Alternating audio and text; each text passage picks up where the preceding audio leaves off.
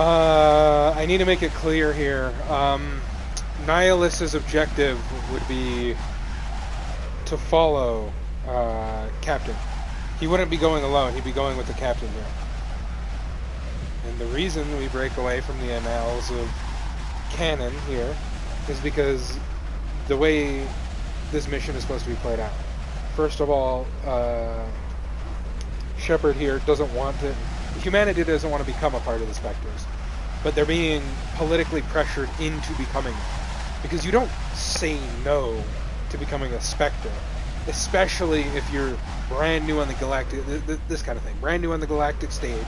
The aliens around you are all really... Like, the people you have working relationships with are really happy that you're getting this. So that's one of the things that you wouldn't be skipping over here. We've got his back, Captain. The mission's yours now, Shepard. Good luck. Yeah, no, he would just... We are approaching drop point 2. Yeah, no, they would all be together. It would be a team of 4 here with Nihilus.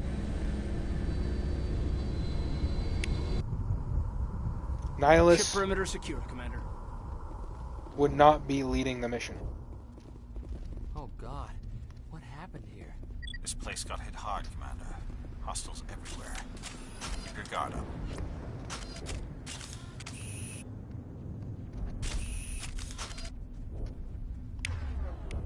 Alright, we'll equip the pistol.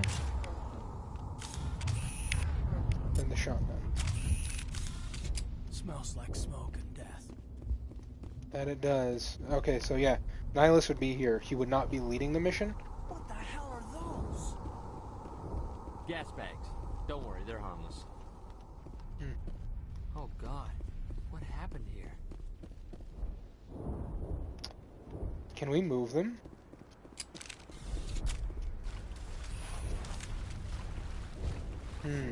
Oh God, what happened here?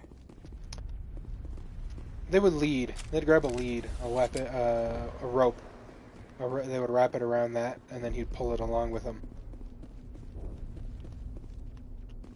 And here, where Jenkins died, and they're looking up there, and they realize, wow, would you look at that? It's a big open space. They would push out the gas bag.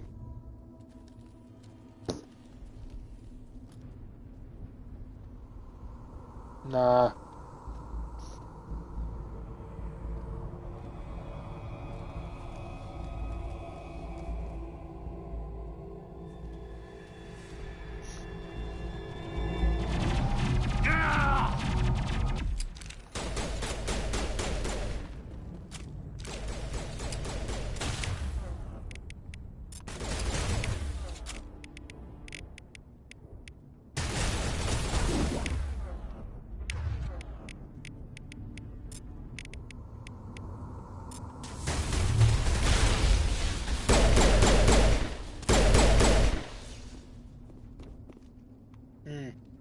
And I would have him... He would be playing a bit smarter. I would have him... I think I want Jenkins to survive. No. I think... Jenkins is going to die here, but it's not just going to be without being effective. Dude's actually going to take cover, take shots, but one time when he pops out because they stop firing, they're still pointed at him. So they blast him. He'll die, but it won't be so quick. Ripped right through his shields. Never had a chance.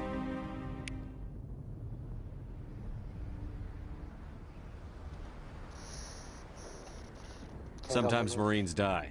The rest of us just have to carry on. We still have to find that beacon. Aye, aye, sir. Sadly.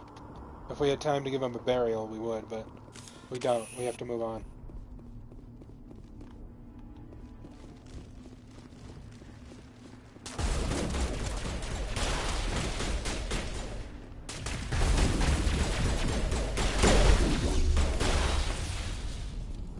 I've got some burned out buildings here, Shepard.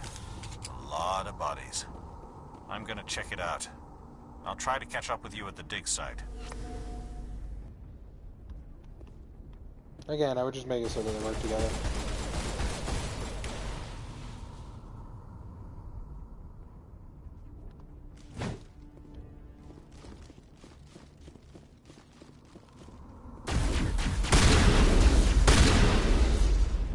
He would have the charge ability. I would make it so he can use the charge.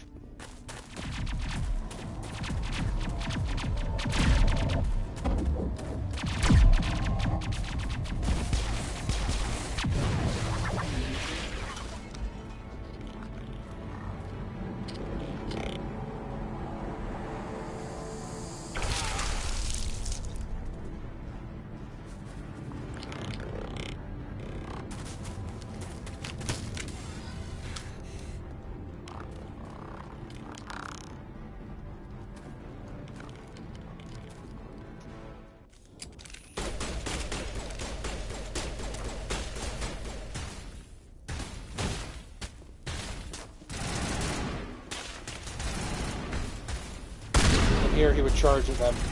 Just full on. Ah! Gunnery Chief Ashley Williams of the 212. You the one in charge here, sir? What happened here? Give me a status report, Williams. Oh, man. We were patrolling the perimeter when the attack hit. We tried to get off a distress call, but they cut off our communications. I've been fighting for my life ever since. What happened to your unit, soldier? Where's the rest of your squad? We tried to double back to the beacon, but we walked into an ambush. I don't think any of the others... I think I'm the only one left. Ah.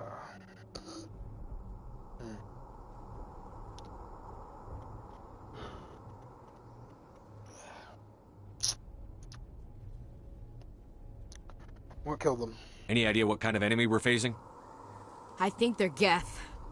The Geth haven't been seen outside the Veil in nearly 200 years.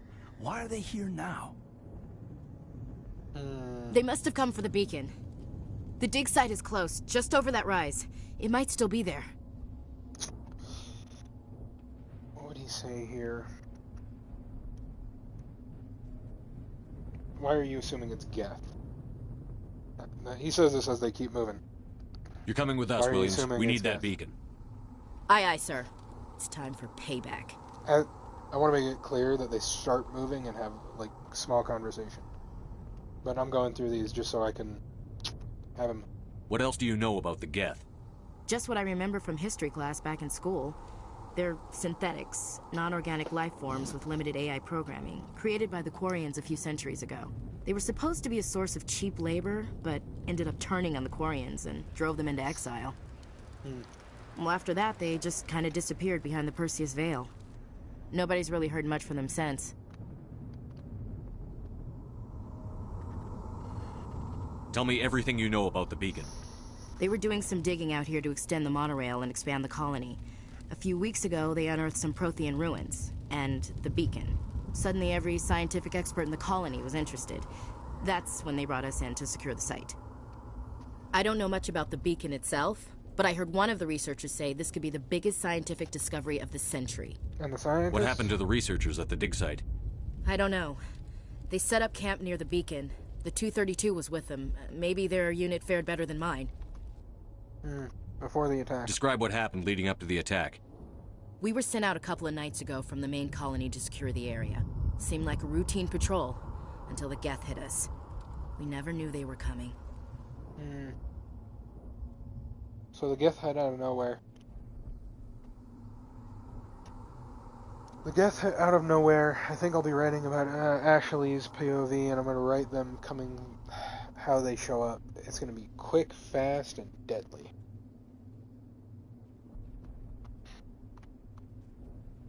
Have you seen a Turian Spectre around here?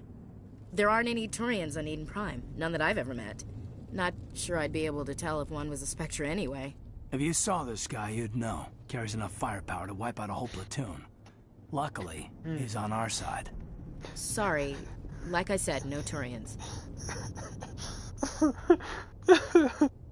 Tell me everything you know about the beacon. They were doing some digging out here to extend the monorail and expand Can I the see it colony. again, please? A few weeks ago, they unearthed some Prothean ruins, and the beacon. Suddenly, every scientific expert in the colony was interested. That's when they brought us in to secure the site.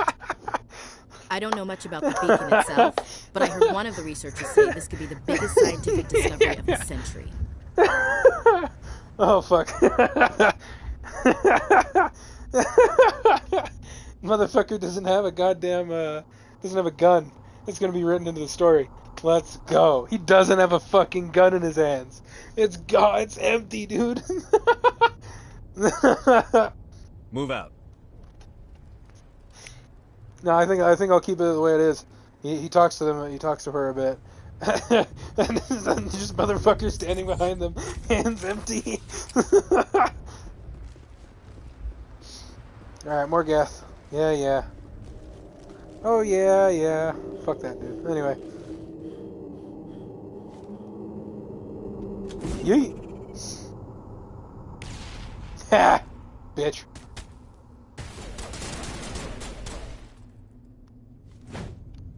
That one thing I don't like is the not being able to jump over shit.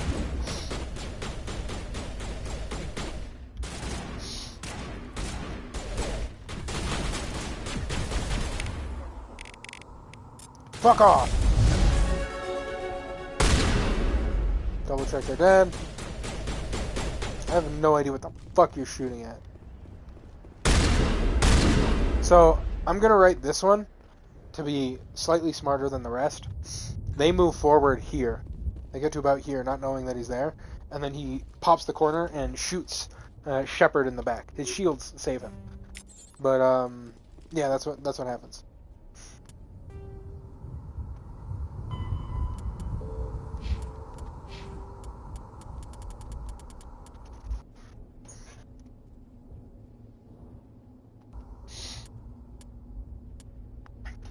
He won't be going for... I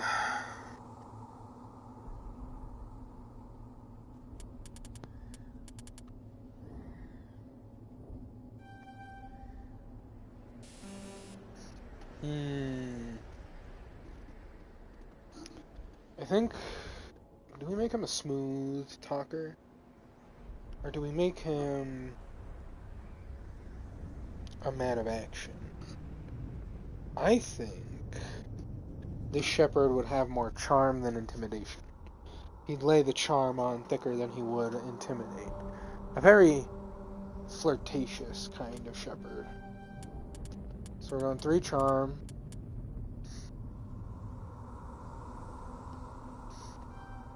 Alright, and that goes up. Get me singularity. I want pistols, enough to get the shotguns, so we'll dump 3 there. And then we'll go... warp... no... throw.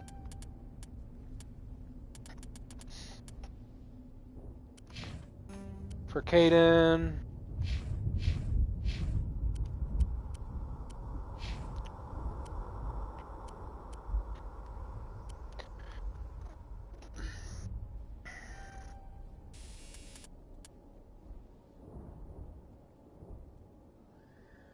assault rifles. What do I want with her? Bro, this is why I take the Krogan, dude. Fuck. You should have something more than just this. But everyone else has their own specialties, and you're just like gun, dude. That's on. Pistols, shotguns, assault rifles, sniper rifles, combat armor, first aid. Like, first aid, maybe, but like, dude, there's so many other, whatever. We'll give you assault rifles, and then 2 in a combat armor for shield boost. Kaidan, honestly, I don't know what to do with Kaidan, honestly.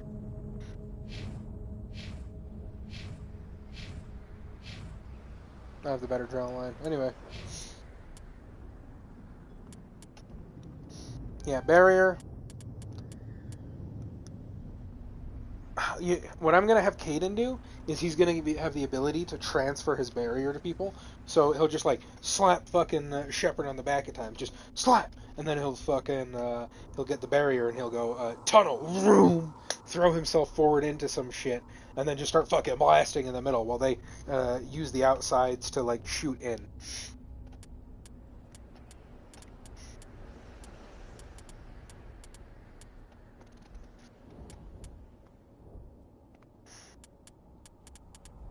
So we're gonna up his barrier, because that'll be the headcanon here. That'll be what he's doing. Because come on, you can't You couldn't tell me that they wouldn't be able to do that.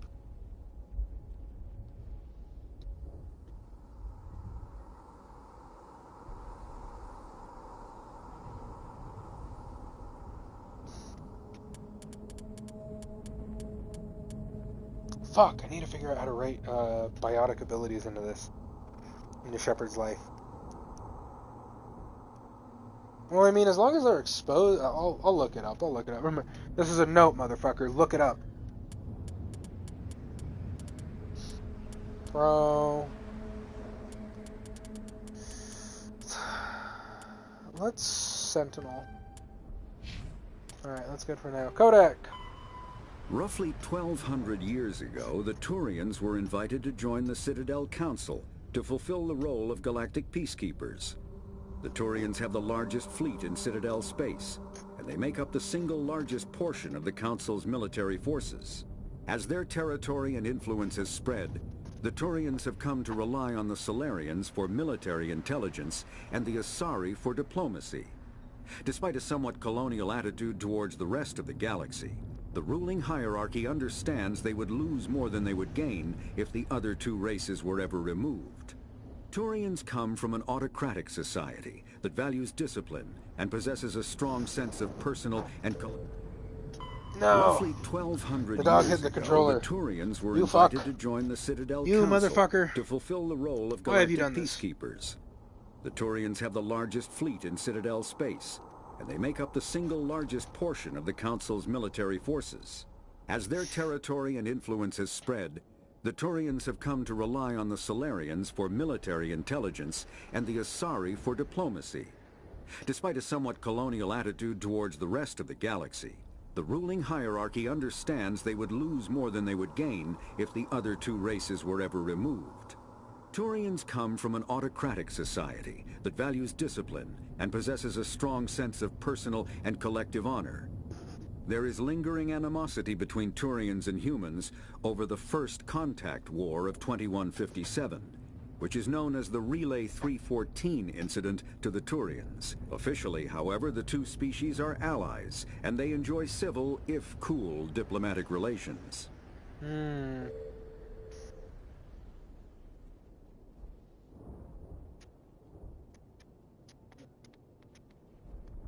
What have I learned from that? 1,200 years ago, and in 2 wars, you almost lost. What does that say about their military might? I think it says that their tactics are too rigid, and that they aren't flexible with the outcome of battles. I say because of the way that the Rachni and the Krogan fought, they didn't have to deal, like they weren't used to dealing with that. They're more used to fighting themselves.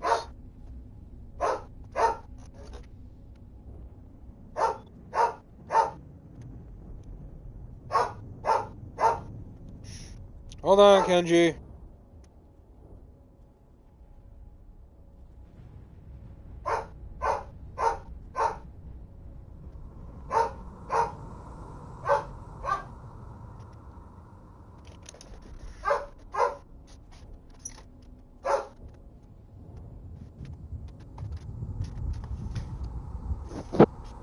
Kenji.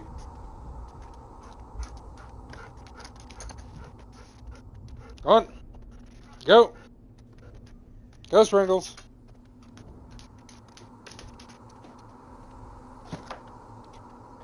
In 2 wars, the Turians lost. Really badly, too. Because it was so bad that they first needed the Krogan to help take care of the Rachni.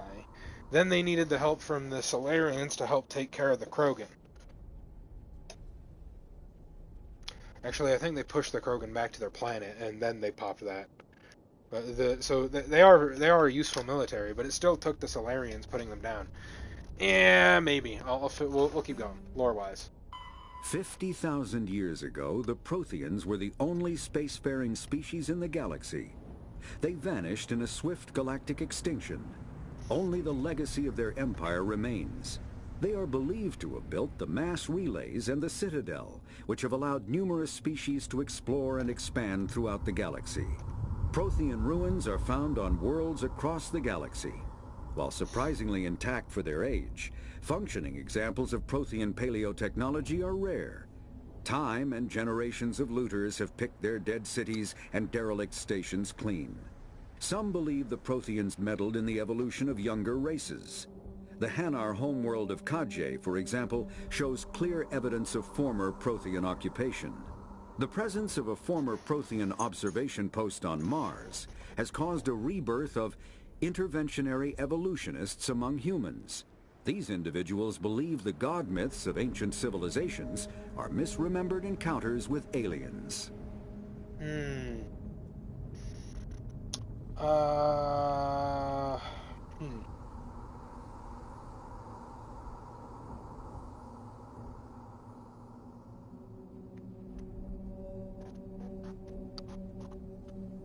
Okay, but I don't think they did anything to us.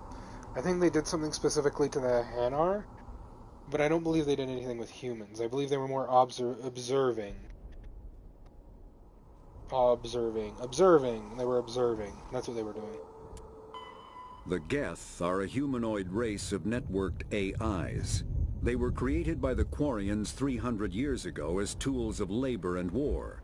When the Geth showed signs of self-evolution, the Quarians attempted to exterminate them. The Geth won the resulting war. This example has led to legal, systematic repression of artificial intelligences in galactic society. The Geth possess a unique distributed intelligence. An individual has rudimentary animal instincts, but as their numbers and proximity increase, the apparent intelligence of each individual improves. In groups, they can reason, analyze situations, and use tactics, as well as any organic race. Geth space is located at the trailing end of the Perseus Arm, beyond the lawless Terminus systems. The Perseus Veil, an obscuring dark nebula of opaque gas and dust, lies between their space and the Terminus systems. So the Geth War is what caused the repression and ban on AIs.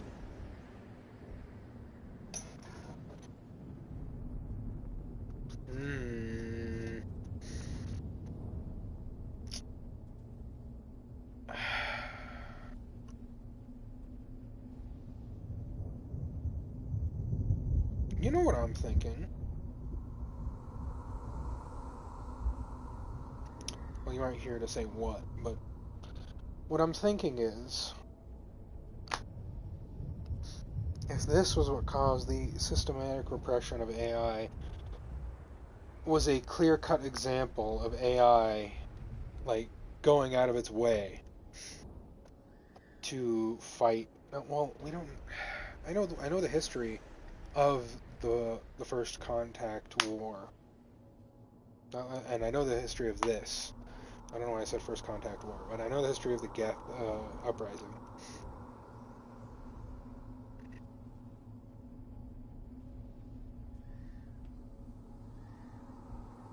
I hear screaming, but what I'm wondering is it true? Is the game truly forced to be nothing more than just destroy, like, or synthesize?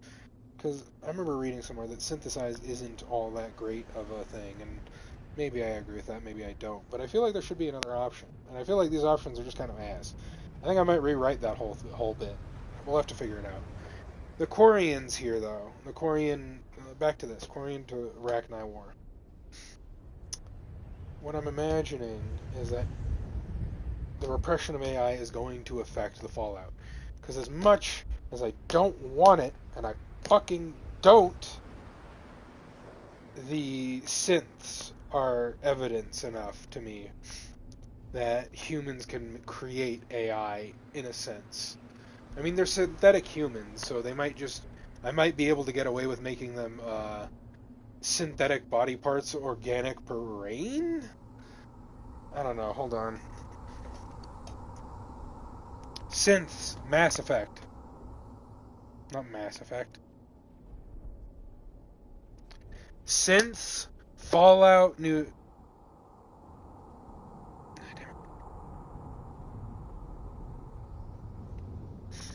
Synths, Fallout. Here's what I found on the web.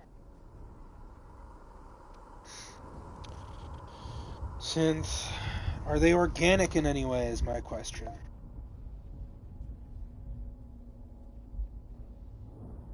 Synths are androids or artificial humans is a common term. Let's see, what's the source for artificial humans?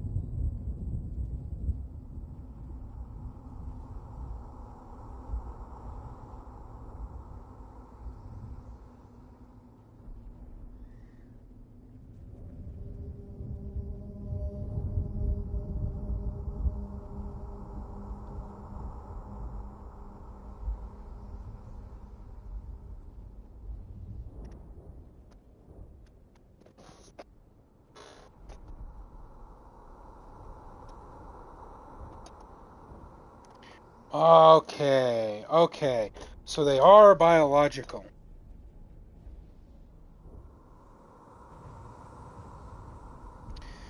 If I can make synths biological, then I can further prove it'll be synths will become okay. Woo! I love it. Alright, so the network AI are going to be a problem, but technically synths aren't AI.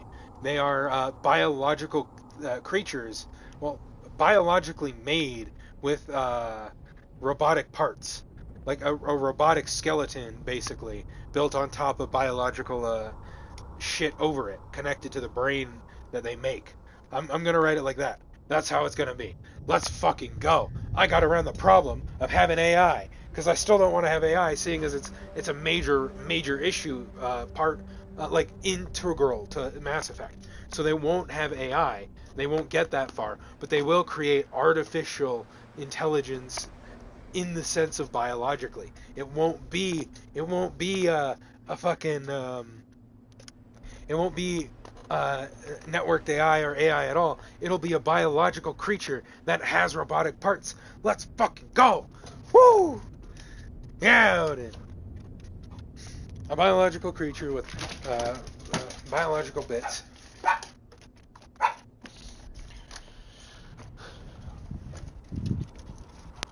Kenji, come on!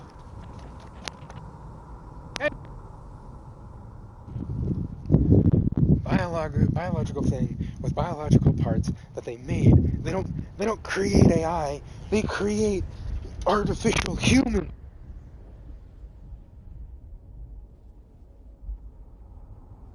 With technology.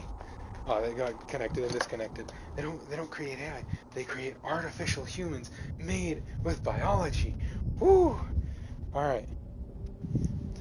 And then that way I get around the problem of having AI. Let's fucking go!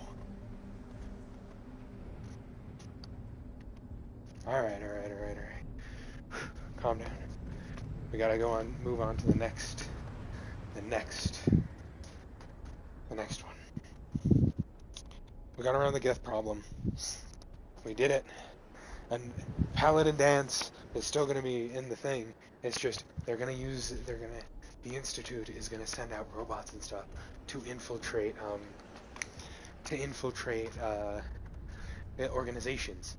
So you have things like, they'll send out people to infiltrate the Brotherhood. Like, they grow up. The skeletons, the skeletal structure is compressed in a way, and so as they grow, the bone, because they'll grow taller, your bones grow bigger, that the metal skeletal structure slowly increases in size as they grow from a child. So it's an organically placed thing inside of the Fallout of finding people.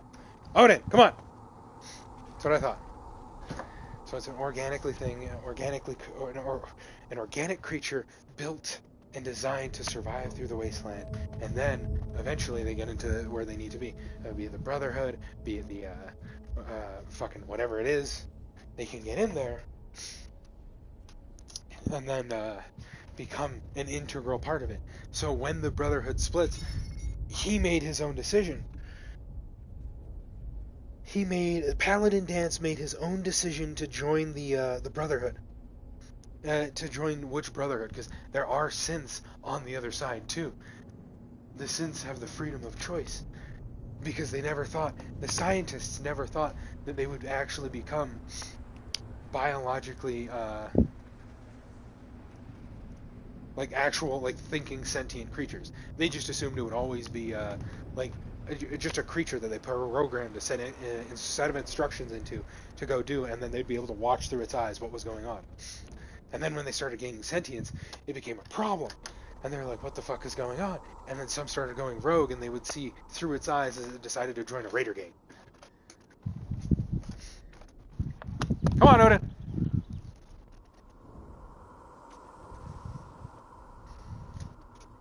Odin! Come on! Come on!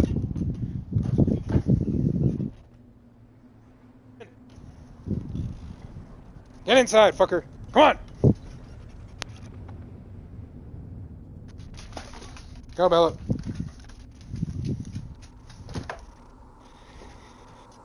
And that's how that would work. We would have, oh my god, I know what to do. We'd make Jenkins a fucking synth, dude. Jenkins a synth. Ha! Yes! If I make Jenkins a synth, then that means, callbacks, yes. But, Jenkins is synth. That makes it so that even if the bullets rip through his armor and stuff, he still survives. Because most of what he is the brain. And the organs and shit aren't really necessary. They're just there for, a complete experience of humanity.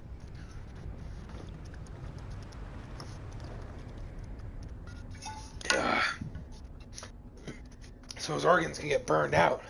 And they do. And he survives. The first volley, he goes, "Oh, you fuckers didn't do shit."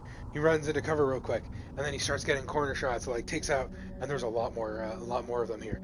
And he takes out a few, 2 or 3, and then he gets into cover, reloads his fucking weapon, just pulls out the corner, ready to fucking blow some down with a fucking energy diffract shotgun. Pops the corner, ready to pull the trigger, and there, all of them are ready for him because he's already taken shots, and these are Geth weapons, so they have simplistic AI. Capable of understanding like that. So they would target him as he came in the corner, and they would just fill him full of holes, absolutely obliterating him, allowing for a better death, in my opinion, anyway. And then we move on from there. I'm having it good. I'm good with it. Let's go. All right, so we move on from there. I think what I'm going to make it is that they don't understand. They don't. Terra doesn't understand the inherent risks of Eezo poisoning because it's always so low. Eezo poisoning is so little because they didn't know how to properly contain it. So major urban centers can get a lot of sick children, and most of them won't get biotic powers. Most of them are just going to have the ability to, how you say, most people are just going to have basic abilities with it. Oh no, I can slightly push this rock over. But not even a big rock. It's like a fucking pebble that they can move 2 feet, and then they're exhausted. But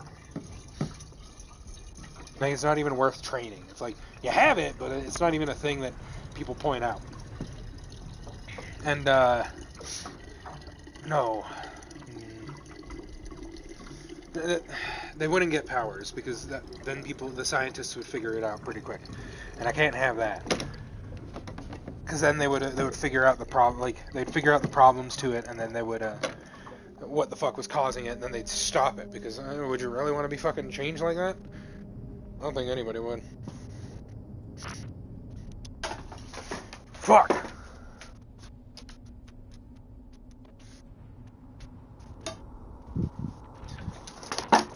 Yeah, calm your titties. Where's my thingy? My lid, motherfucker! Where's my lid?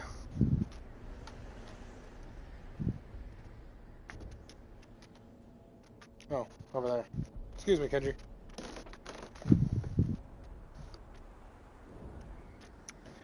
Somewhere over here, I know.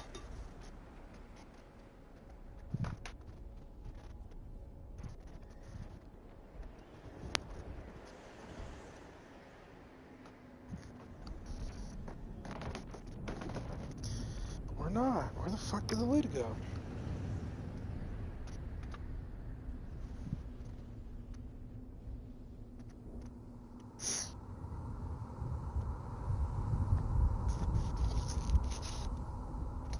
Hello, lid.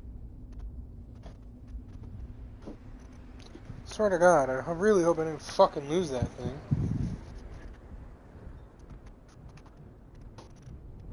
Unless I took it off in the fucking room and walked it in here. Which I might have.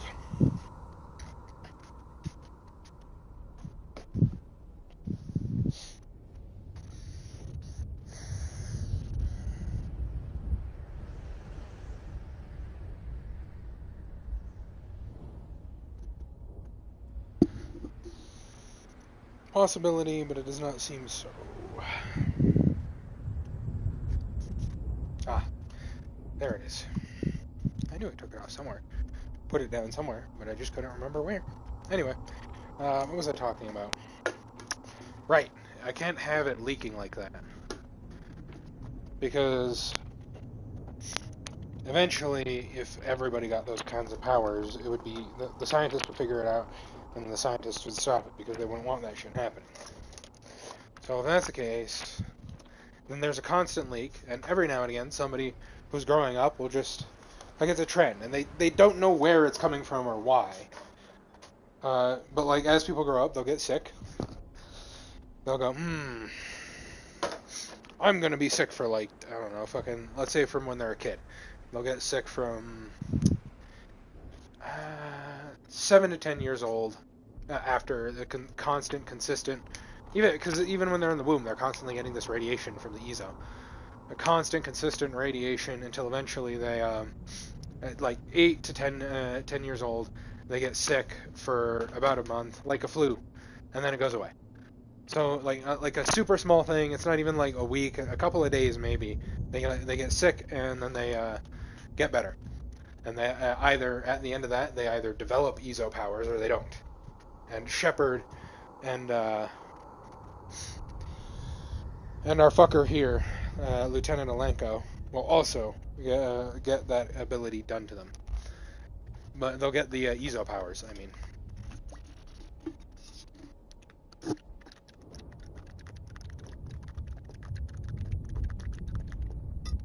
Yeah, yapping. Anyway. That solves that problem on how they get ESO powers. Because it has to be small and noticeable, and basically something that doesn't really matter. Oh, you're sick for like a day or two, and it's like, well, just call in sick, and then he's better tomorrow. It's whatever. Something that doesn't really bother them, because it's like, it's not that big of a deal. Oh no, they got sick for a day. Anyway.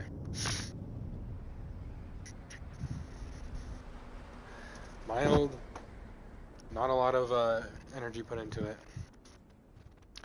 What else am I saying? Missing for problems in the early stages. We have...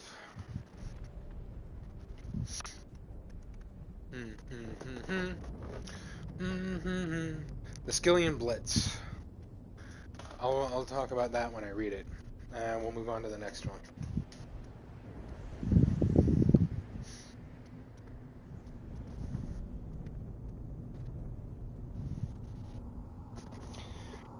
Yeah, Patron 9000, that's what I am.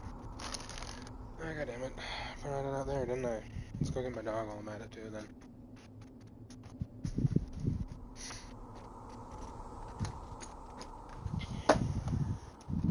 Come on! Come on! Bella!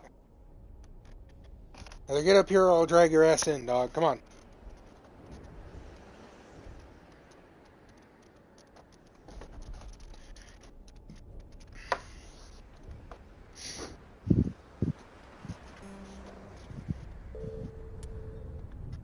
Spectres are agents from the Office of Special Tactics and Reconnaissance, and answer only to the Citadel Council.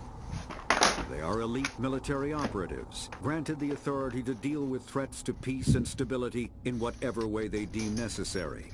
They operate independently or in groups of 2 or 3. Some are empathetic peacekeepers, resolving disputes through diplomacy. Others are cold-blooded assassins, ruthlessly dispatching problem individuals. All get the job done one way or another, often operating outside the bounds of galactic law. The Spectres were founded after the Salarians joined the Council. For many years they operated in secrecy as backroom problem solvers. Only after the Krogan rebellions did their activities become publicized. Assignment of a Spectre is less contentious than a military deployment, but makes it clear that the Council is concerned about a situation. 2 things. Marking on the face is a cultural thing, and it's a clan right. Like if you have face markings, that's because you're part of a clan from Turian. Commander Calyx would have one. I just don't know how I would describe it.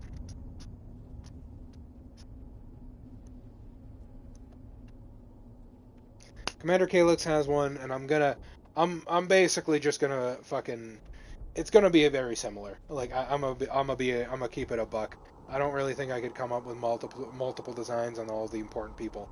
It's a background thing. Like I might write that he has face markings, and it just won't explain what the fuck they are. Anyway, that's thing 1, is the face markings, because I needed to get that out somewhere so I have it and I could come back to it.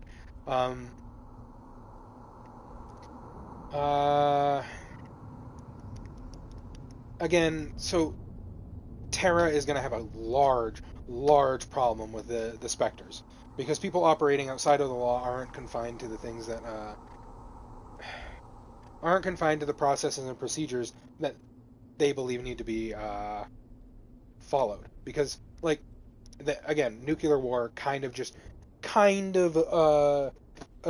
like a forever kind of scar on the collective psyche of people who genuinely love history and cherish it, so they don't repeat the shit that happened.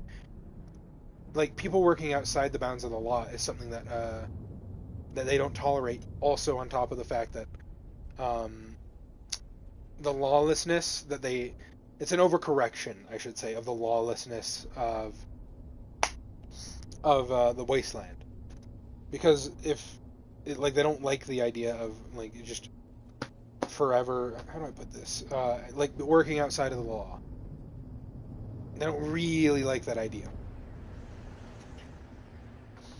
So they would be kind of opposed as a start to Spectres, but then when the Terra starts getting pressured to have a human Spectre, it also rubs them the wrong way. And like at this point, I want to make it clear at like the point that we start the games, Shepard and not Shepard, Terra has been fighting off getting a human Spectre for years now. Like, literal years now, they've been fighting it off.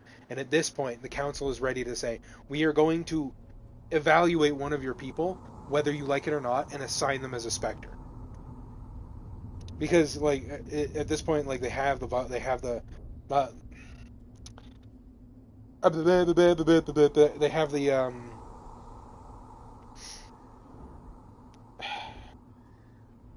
political high ground on them, because to work with the humans start working with the Quarians. The humans start working with I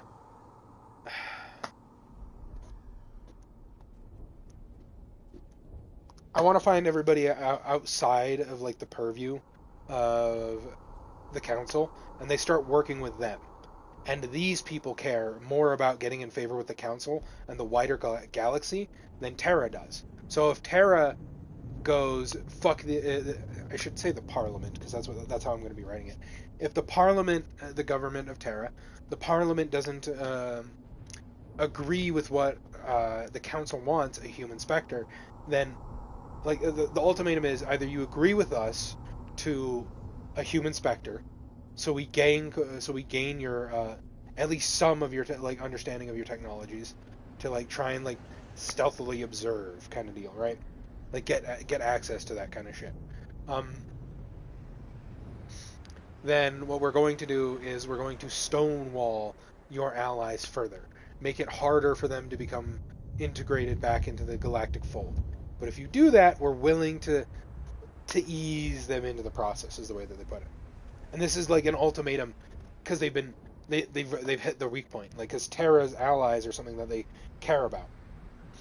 Because allies in this space, in a space like this, will help you specifically if shit goes wrong.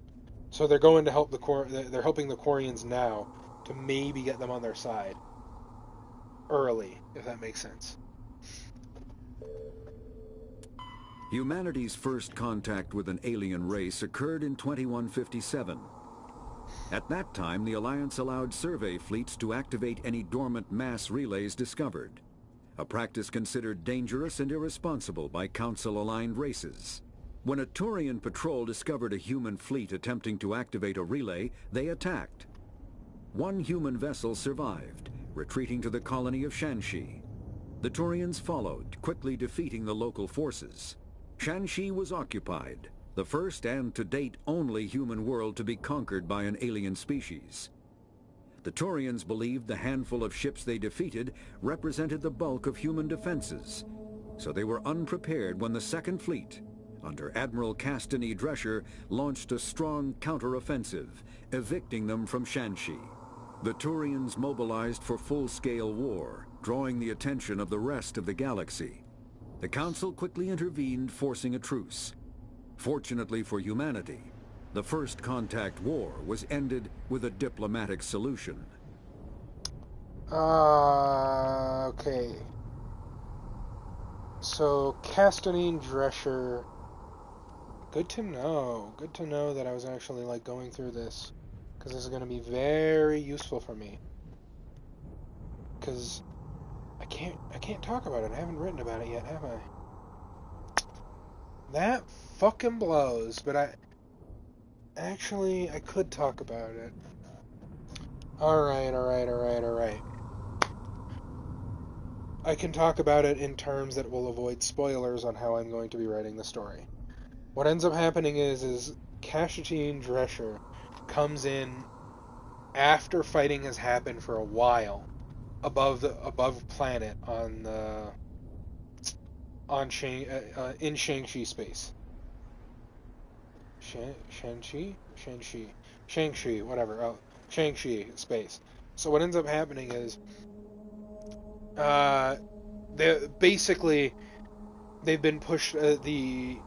The Human Defense Force of Shanxi has been pushed back enough to allow an occupational landing on this planet. Because they're attacking it on two fronts. They want to take Shanxi so they can use the batteries of planetary defenses and turn them on Terra's ships. But they're able to push Terra back enough, like the Terran Defense Force, back enough that they're away from the planet and they hold airspace over the planet. But they're not like bombarding it exactly. They're still hitting it, just not as often as they would in this. So they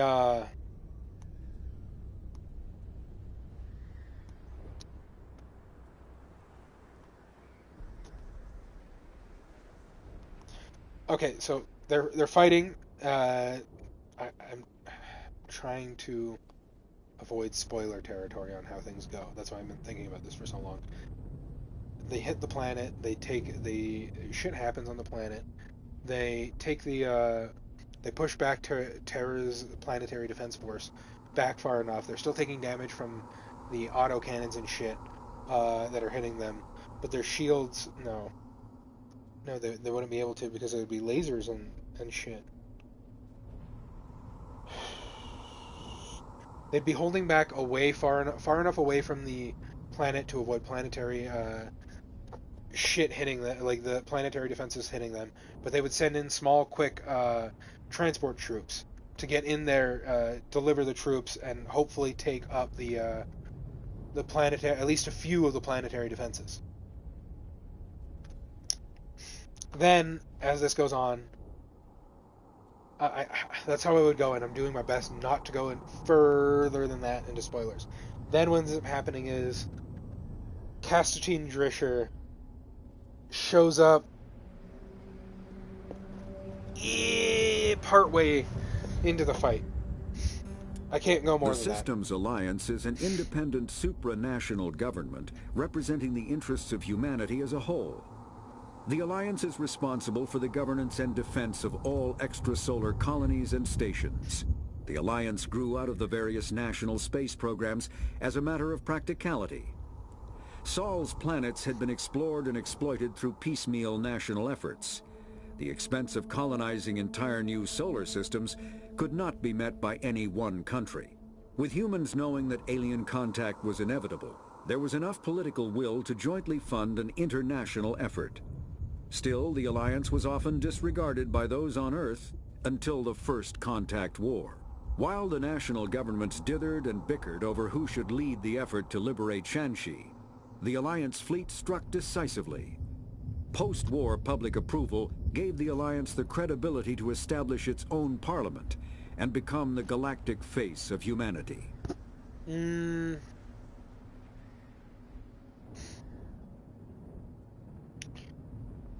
I believe I'll already make them united at this point. Like, before they go into space, there'll be a united front, because nobody wants to go over another fucking nuclear winter, another back to the Stone Ages with you motherfuckers. So they unite. They go, we need to work together or we're going to fall apart again. We need to have a reason for working. And like I was telling, I might write about it, I might not, so this wouldn't exactly be spoilers. What ends up happening is there's a split. The new world government is what the new government United Government Movement, UGM. The UGM will United Government. The new world government, UNWG. The NWG. Yeah, the new world government is what they'll be called, because they aren't Terra yet. I was trying to just figure out a name for them. They're not Terra yet. They're the new world government, as a label for all of everybody who's come together to get this. And then the Brotherhood doesn't like this, because they're willing to take everybody who is sentient as a citizen of the new world government. They're willing to take super intelligent Deathclaws. They're willing to take super intelligent fucking mole rats. They're willing to take super intelligent fucking dogs. If you have a modicum of sentience, you know, well, I guess it wouldn't be super intelligent dogs, because they're just dogs with brains in them. There's a dog that talks, though. Fuck. If you have enough intelligence, I will find them all. If you have enough intelligence to be a sentient human being, or sentient in any way, then you are considered a citizen of the New World Government. And with that being the case, part of the Brotherhood and part of the Enclave that still lives on, because there wasn't only one branch of the Enclave, there were multiple, do not like this idea at all. They hate it. You know, what, you tell me I have to say a Deathclaw is my brother? I have to tell a mole rat something that I look down on, no, humanity first, supremacy first. And so they fucking, and they break away. They get all fucking mad and break away. And a good chunk, like, they take people with them too, because they'll take people who believe in humanity first. Oh no, we have to be pure, like that kind of thing. And there'll be people like, I may not be pure, I may be a mutant, but I'm willing to fight for a pure humanity or some shit, right? And then they move on. Those guys move on to these dudes move from there to a hidden base, the hidden base of the Enclave, akin to the oil rig, but not an oil rig.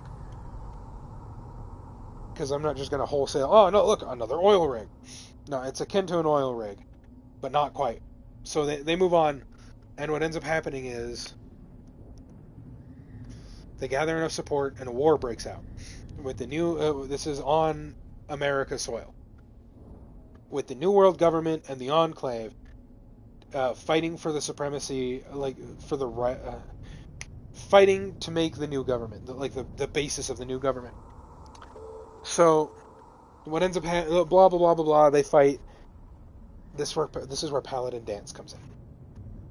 Paladin Danse has been a synth for a while, and he only recently found out that he was a synth. And now he's fighting for something he believes in: the sentient rights of all creatures, be it Deathclaws, be it mole rats, be it ghouls, be it super mutants, be it synths. And so he and his brothers fight their way into the divide, because not every missile went off. There were a couple left that were still there that didn't go off. So what they do is they sneak in here, because this is heavily guarded by the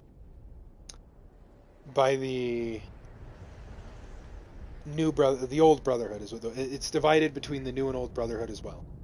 That's just what they are, because we are following the old ways, the ways we were founded on, and these guys are like, fuck that, we're part of the tactics of Brotherhood, new ways, motherfuckers. And the Fallout Tactics is what that's from. I'll look into that, motherfucker. And then what ends up happening is they go from he gets in here. He gets in. He sneaks in, and he gets all the way to each silo. They find separate silos that are barely guarded by anybody. They take them out quietly. Pew pew.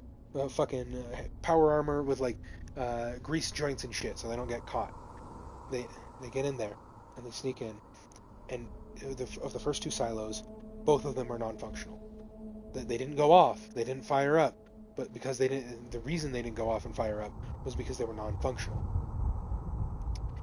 And here they find codes to every missile silo. The old Brotherhood was planning on using this new, and they had plans on a noteboard.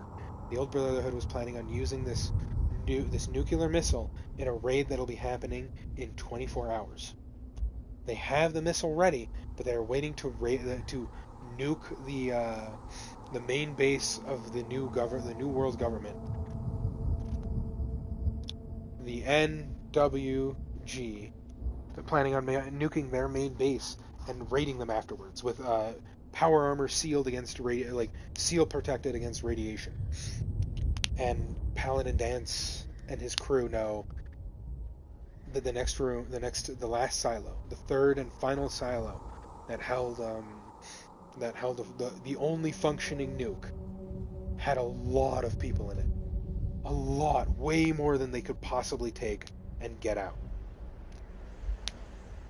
So Paladin Danse looks at his crew and he tells them, "You all are the finest men I have worked with. Men that I have fought for, bled for, and a few men have died here for. A few men who have died for me. Fought for, bled for, and lost for. And every time I think of losing one of you, I get sad, upset. I don't want to. I am going to go into this next room, into the final room, where I will die. There is no two ways about it. I will survive, have the highest chance of survival, because I don't need my organs. But you all do, and I do not wish to lose any more brothers for this. So if it is just me going in there, I will. But I ask for your lives, brothers. I ask to strike a decisive blow against the old Brotherhood, to prove to them that sentients can work together, that we can cooperate well enough to make a new government, to come back stronger than we did before. So I ask for your lives, brothers. I ask for you to walk with me into hell and to die for what we believe in. Because we will not come out of this alive. They have over 30 platoons stationed in there, men. We'll fight our way in, and we're probably going to have to fight to the terminal. When we get there, we have the coordinates for their base. They have it because it is close enough to here that they were able to send only a few vehicles through to get here. So we are going to nuke them. The last functioning nuke here. Let it be known, brothers, that I want this to be the last nuke used on Earth's soil. And we're doing it because these men will not back down. They see me, they see you, here he points at his ghoul brother, and you, brother, at a death claw. A death claw brotherhood, brother. And you, brother, and he points here at a super mutant. And you too. And he points here at just a normal looking human who's just been irradiated. He wants every one of us. They want every one of us to die for nothing more than the way that we are. Let us show them our spirit. Let us show them the last nuke on Terra's soil. Something along those lines.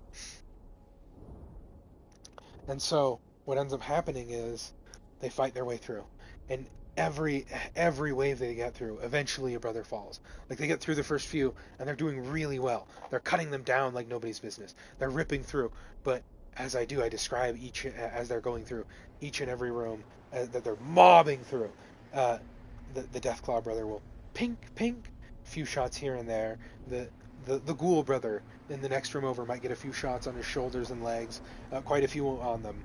Another one gets plasma fire directly into the chest, but he's fine. He walks it off and kills him. But as they go, and Paladin Dance too, every one of them as they're marching through are getting armor constantly.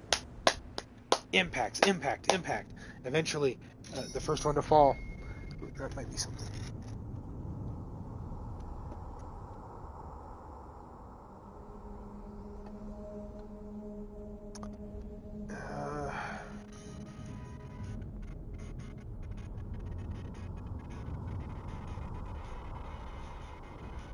There.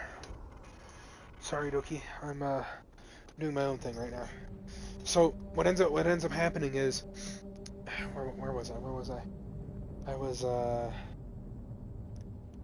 talking about how Paladin Dance eventually the first one to go is the Ghoul brother.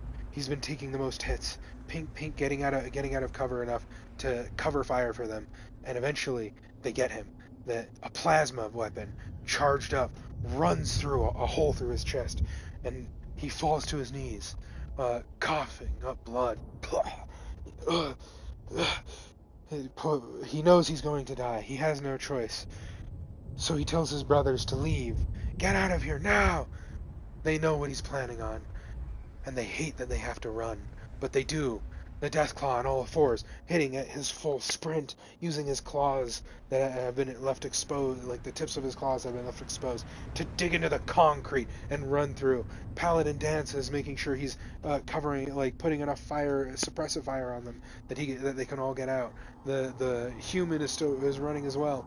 Everybody gets out, and right at the last, right before Paladin Dance can leave, through his shoulder backed up against the wall, he looks over to the Ghoul brother, and he goes, "It was an honor working with you." He hears through his headphones, his last breath, like, "It was an honor working with you." Barely anything left in his lungs, the last air expelled, and then he hits the overload on his power armor. The core going off just as the doors close, and he can hear the armor fucking shaking it, hear and feel it, shaking the room. And they barely have any time to mourn his loss, as around the corner of the hall, another platoon shows up, start firing at them, and they have no choice but to charge in. The one with the least amount of damaged armor, the Deathclaw would be next on the damage. The human charges forward, arms up. They don't have energy shields, do they? Arm up with a fucking shield of adamantite. Fucking hold. I'm renaming it. This is just adamantite for now. Holding it up. Fucking ping, ping, ping, ping, ping, ping. And then the Deathclaw comes around the fucking shield, clawing at them, killing them. They have to keep moving because they know his sacrifice won't mean anything if they don't get to that room. So they're charging, they're running, they're doing their best to get there, running as hard as they can. And the next room over, a big, wide open room, and there in the middle of it is what can only be described as a miniature Liberty Prime. For you see, it was pilotable, and they knew why. The next room over had the security codes, had the terminal accessing the nuke that would send it off to where that needed to be. So it was the most heavily defended. A man in the middle, like miniature Liberty Prime, piloted by him, and around him are 4 to 5 people, all on each side. 4 to 5 people on each side that are in full power armor. And they know that there's only one way to get through this. So the human turns around, looking at Paladin Danse, and he's holding out a stealth boy. And he's like, the room's too wide and open. We aren't going to be able to make it all together. And we know that the next room over is going to have the codes. This is the last stealth boy that we have.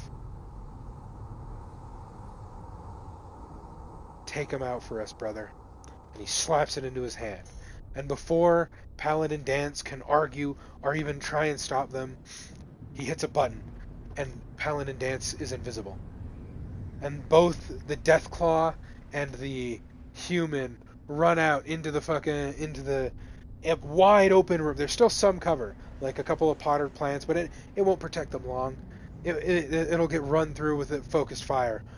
So they run in there, get ready to dance of the death, take as many of them as they can. And Paladin Danse knows he can't help. He has to get those codes in.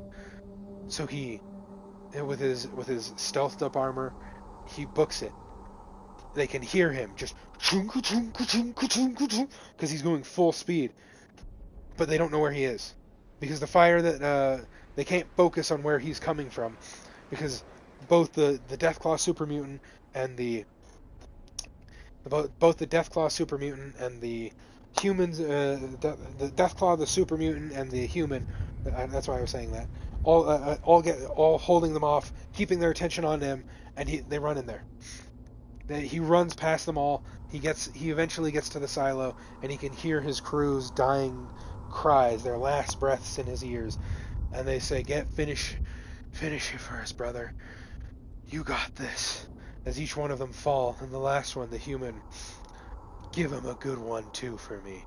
And you hear boom as a bullet cuts through his skull, and Paladin Danse just makes it to the other side of the room because it was huge, because it was the silo. This is the silo's room. It was huge, and because the brothers locked the door behind them, and Paladin Danse manages to get to the other side in time to lock the doors there too, and they're trapped in there. They can't get out. There's no way out. Their focus fire won't burst through. Steel doors thick enough to hold off a nuclear rocket, an ICBM. So eventually, Paladin Danse manages to get to the hold on, getting some water. Paladin Danse manages to get to the terminal, and he sees that there's an intercom, so he goes to hit it.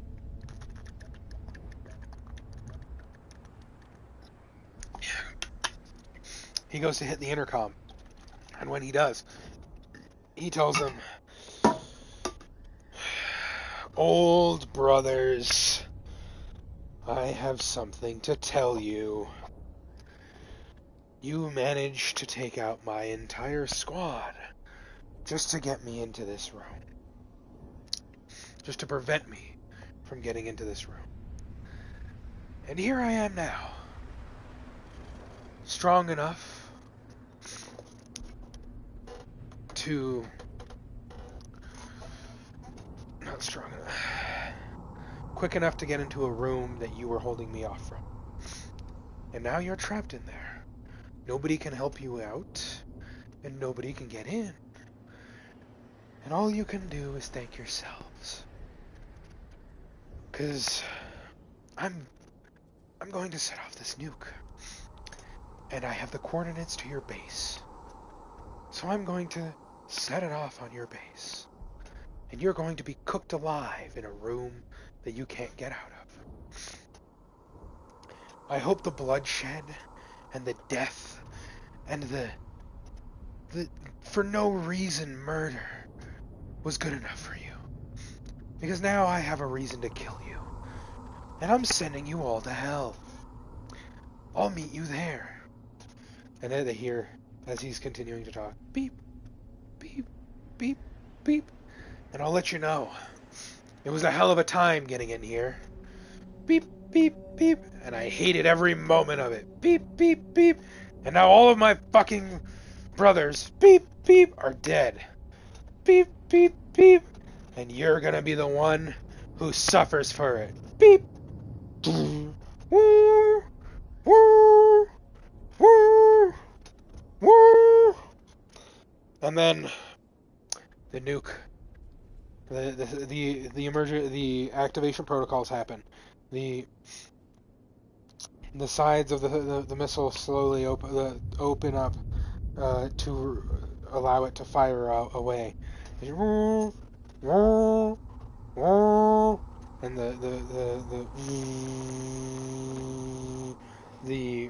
the silo opens up, and they know they can't escape. But they're still trying anyway. They're firing all of their weapons: the plasma fire, the laser weaponry, the slug throwers, Star Wars term, and they're all blasting at the door. And they know they can't get out, but they're trying their best. And he's like, "It was hell of a time finding you, boys." And then he hits the button. He flicks the switch, the case. His hand hovers up open. "It was a hell of a time fighting you. But now I hope that we never have to deal with you again." And he slams his fist into the button. And the fucking missile just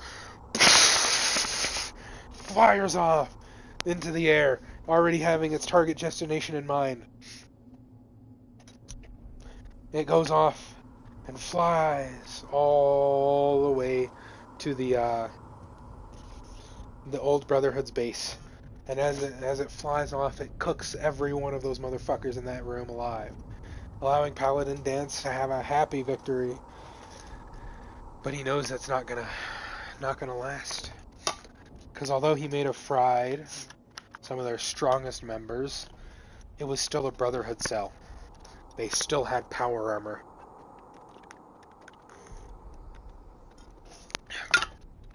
And there still wasn't enough of him to escape. They had his room surrounded. There was no way out. So he was going out with a blaze. He opens up the room to the from his side to the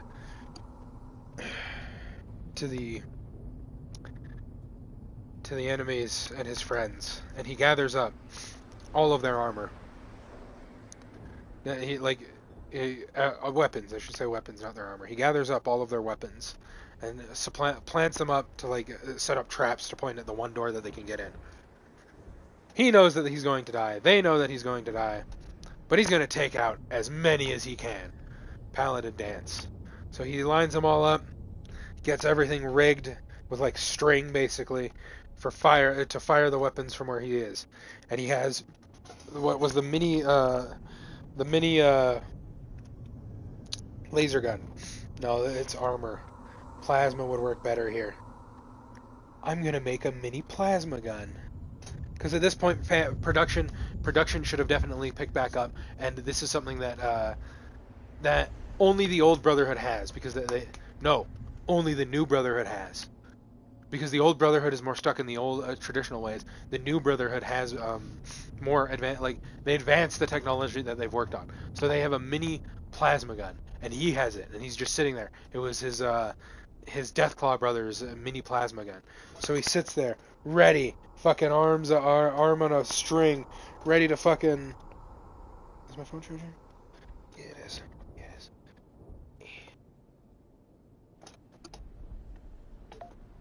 He has a plasma gun, ready to fucking fire at him.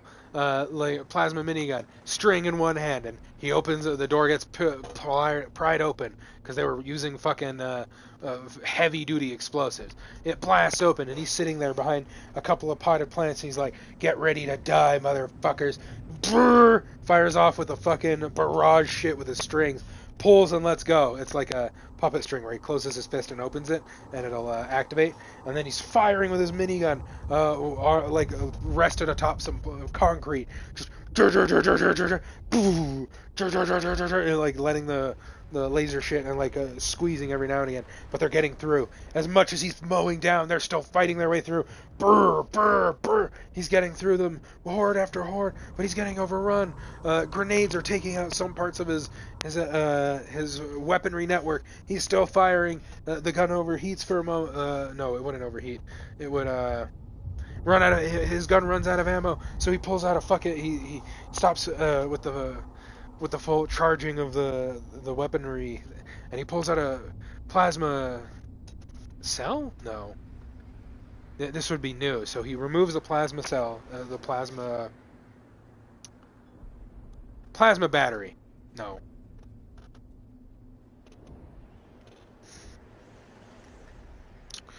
Plasma.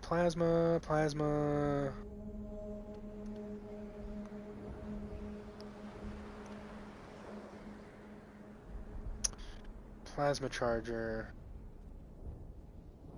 Plasma ammo. Plasma grenades. Plasma guns.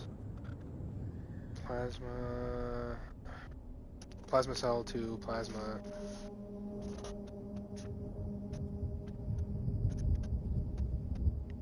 Plasma generator. It's a mini plasma generator that he sticks in there. Like a fucking... It's about the size of a dude's forearm, weighs about 30 fucking pounds, and you have to like manhandle it with a fucking one hand, as it like it reloads from the like back. You open it up, it shunts out the empty plasma generator. You shunt in another fucking just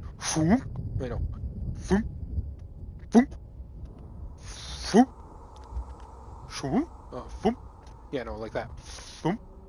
Into the fucking hole. Into the hole, and he closes it up, and he picks it back up. But by that time, they've already taken out a few more of his things. He only has two left. Just and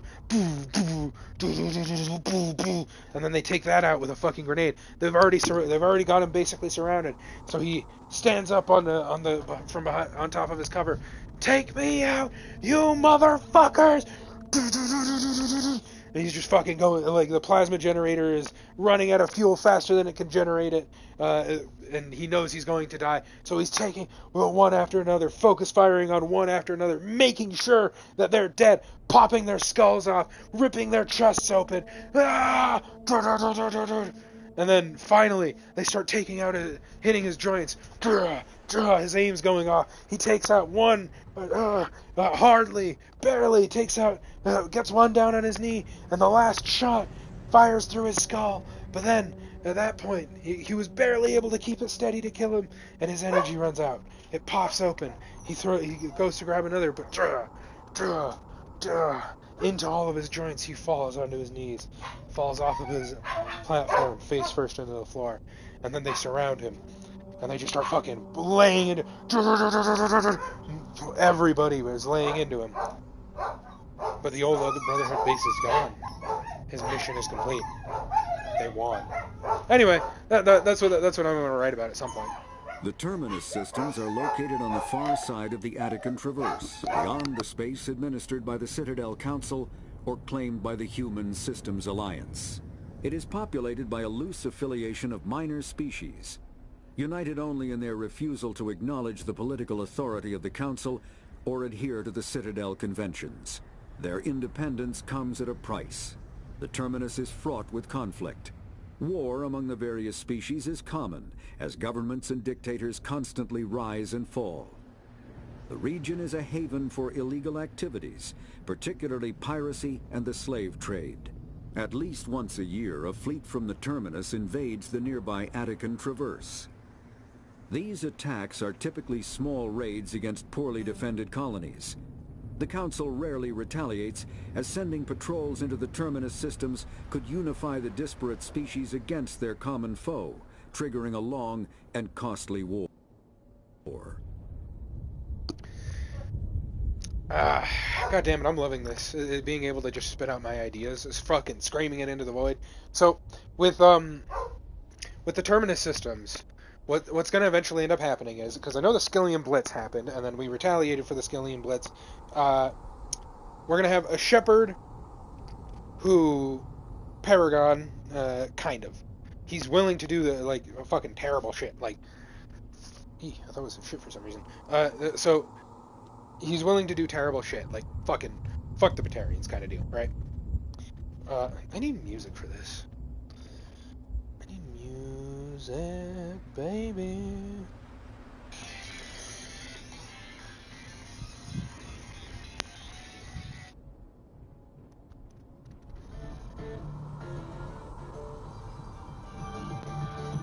Anyway, so within the Terminus system, I know that the Skillian Blitz happens. So what I want happening is, in the Skillian Blitz, we have the Skillian Blitz happen.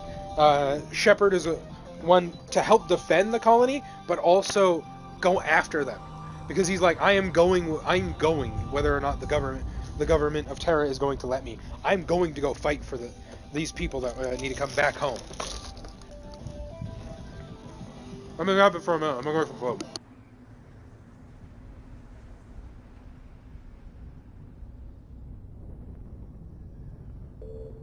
The Terminus systems are located on the far side of the Attican Traverse, beyond the space administered by the Citadel Council or claimed by the Human Systems Alliance.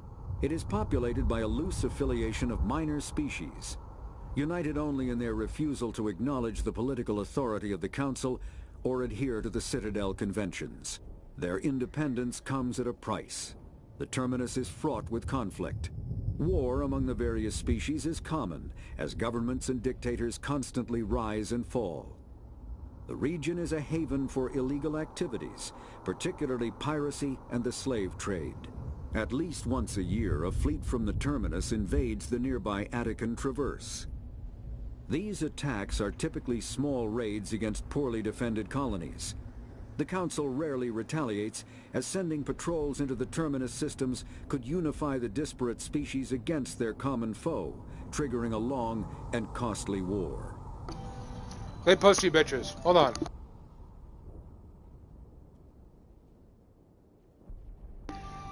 Alright. So here's how this is gonna go. Skillian Blitz will happen. Shepard, Nathan, will be there to defend, quotation, defend, the best he can with everybody around him. It's going to be like a whole... The colony came together, we used our weapons to hold off the Batarians, but the Batarians still got people. They still collected those, and they collected them into, cages. And Shepard had no choice but to watch. Because the way that they would do it, if they captured anybody, they would hold them, hold a gun to them, choking style, and then drag them backwards. until they got to a cage, and then they would like load themselves into the cage, and then kick the cage was divided in two. So they load them into the cage, and then they slip themselves behind reinforced plating to like defend themselves. So they capture a slave, and then that slave would be loaded up. And they couldn't shoot at them because the Terran people care about each other a lot. Well, this is a problem for the Batarians. For you see, the Praetorians did not realize what they would awaken if they did this. So, what the human government does at this point, the Parliament, the Council? No. Whatever the fuck I called them. We'll stick with the Parliament for now. Parliamentary government. Anyway, so what the humans end up doing is they get together and they go, our colony was just attacked, unprovoked, and after we made a peace treaty with the rest of the wider galaxy. We have but one option here. Well, no, our colony was attacked after we made a peace treaty with the wider galaxy.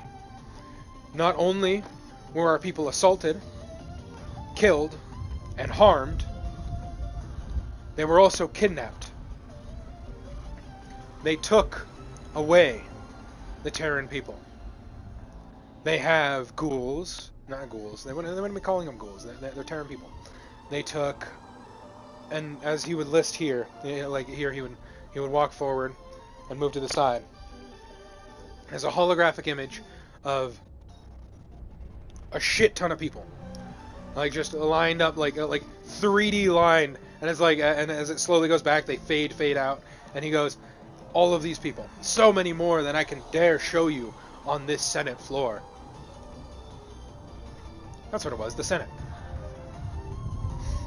On this Senate floor, more than I can possibly show you. More than it would fit even in this room they took from one of our most established colonies.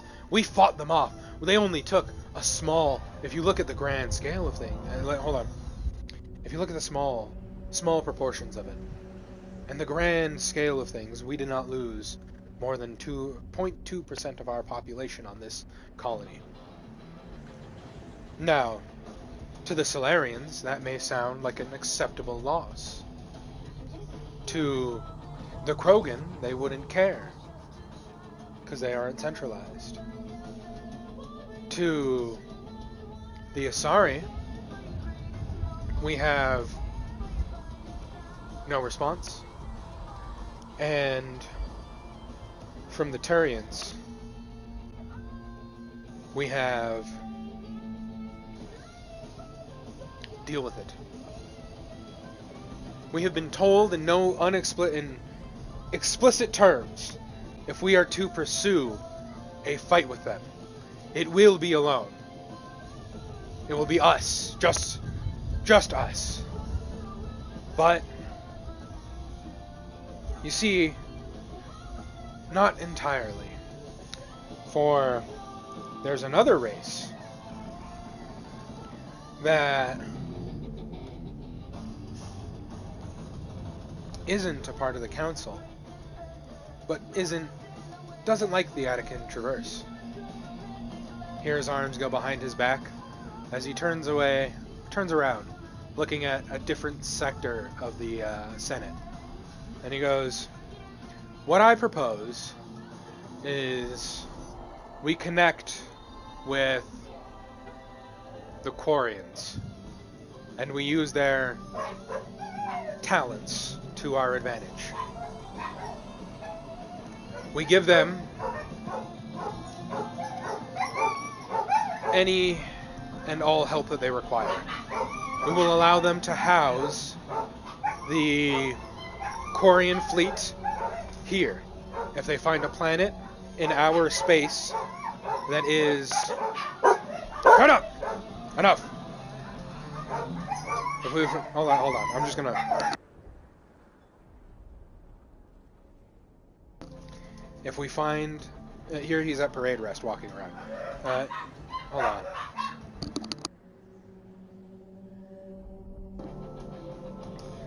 He eventually goes, if we use their abilities to our advantage.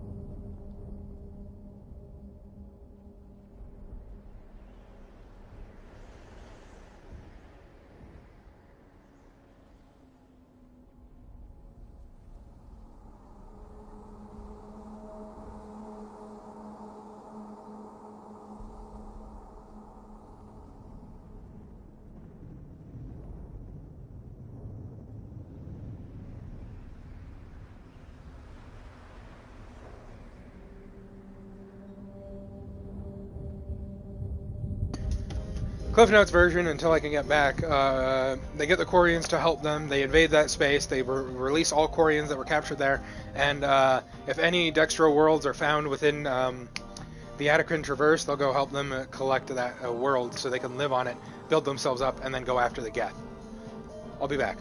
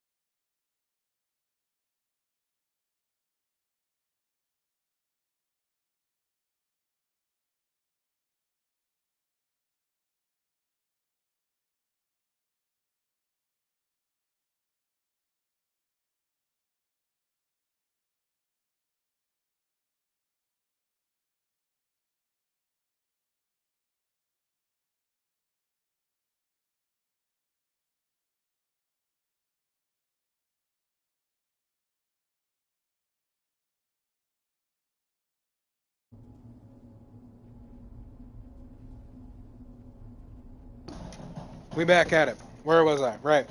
So he's standing at parade rest while he's walking around, like stripped back straight, and he's looking at a different quadrant of Senate of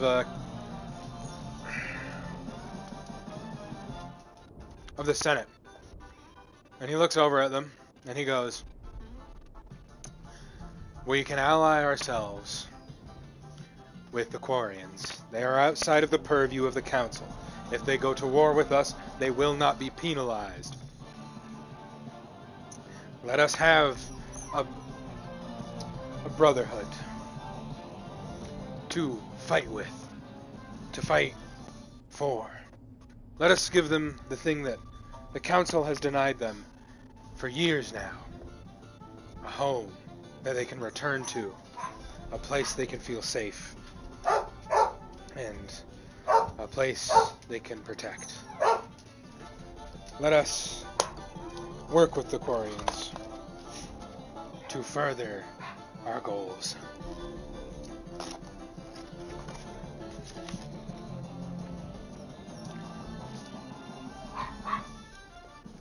Because what I'm trying to do, the reason I want them to work with the Quarians for this, is because it allows me to make it easier for the Terrans to make their way into the Galactic Society. They start with the fringes and they start working their way in, and that way, at that point, by the time like 3 and 2 roll around, it's politics are as much a part of the game as anything else. Getting political with they start with the Quarians, and then because they're working with the Quarians, that allows them inroads into the Volus.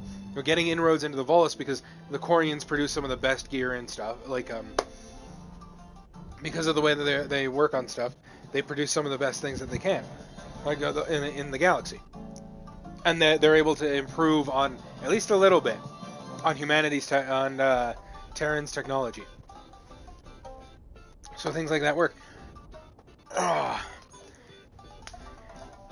it's so good. So good. Alright.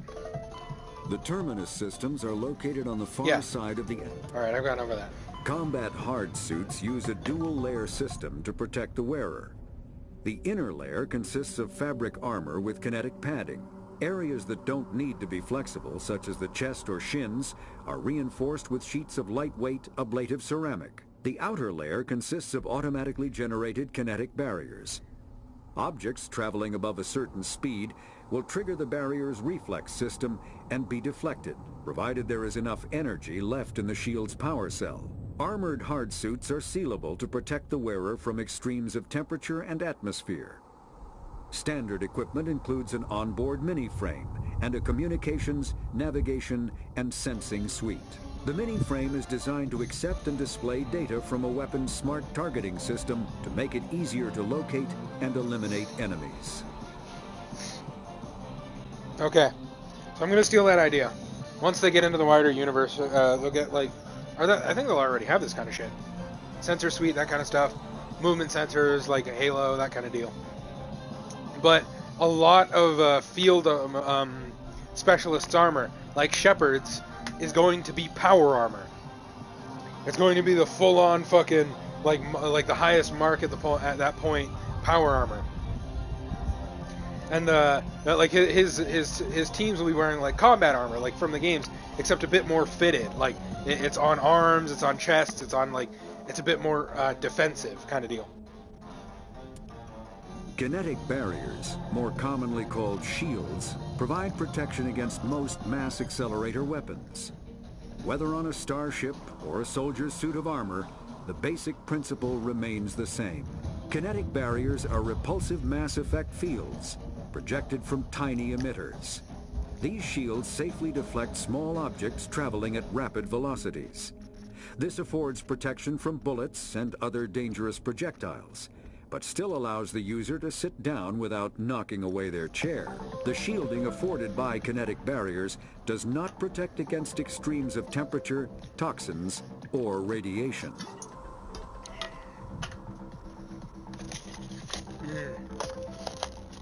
I don't remember where I heard it, and hopefully I'm not wrong. But I remember hearing the shield can't stop laser weaponry. So that's what I'm basing it off of. I was hoping the shields there would tell me about it, but whatever. Boy. You're in my way.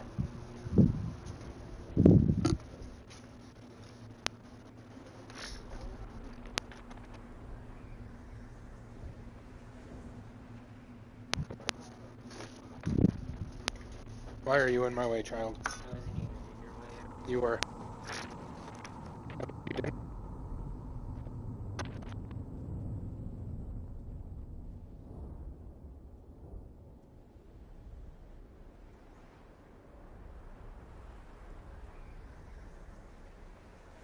I'm being lazy.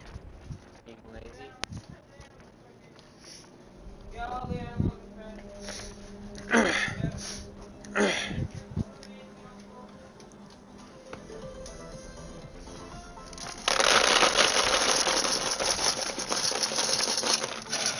Hey, Bella. Move.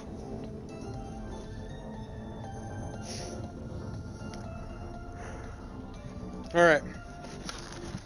I'm gonna make it so kinetic barriers can't stop that laser weaponry.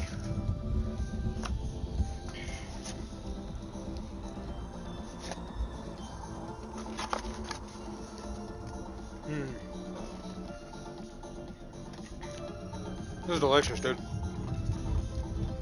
Future me, you're fucking losing out. I mean, this is delicious. Anyway. So they can't stop Terran weaponry. They slow down plasma weaponry. They don't stop it. And lasers just go straight through the shields. No stoppage. What I want is, alright. Let's get my hair back up. It's on my way. Beanie, come here.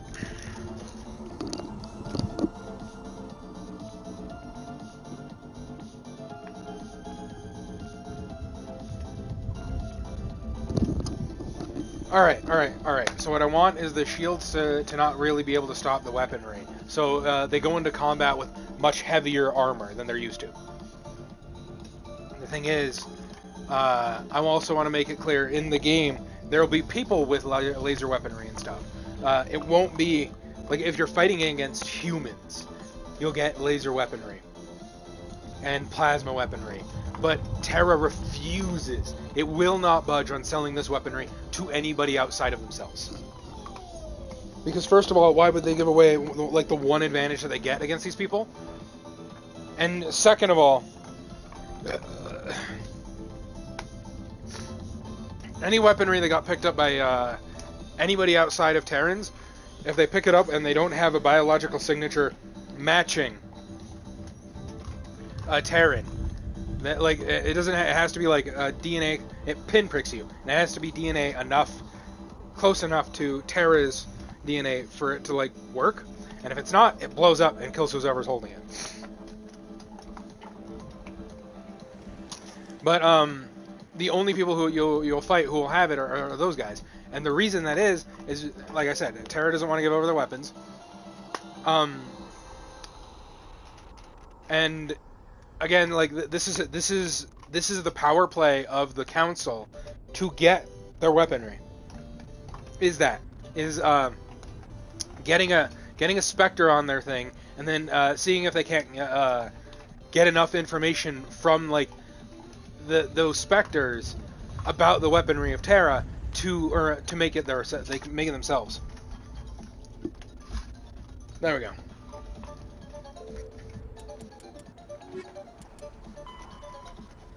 Alright, hold on.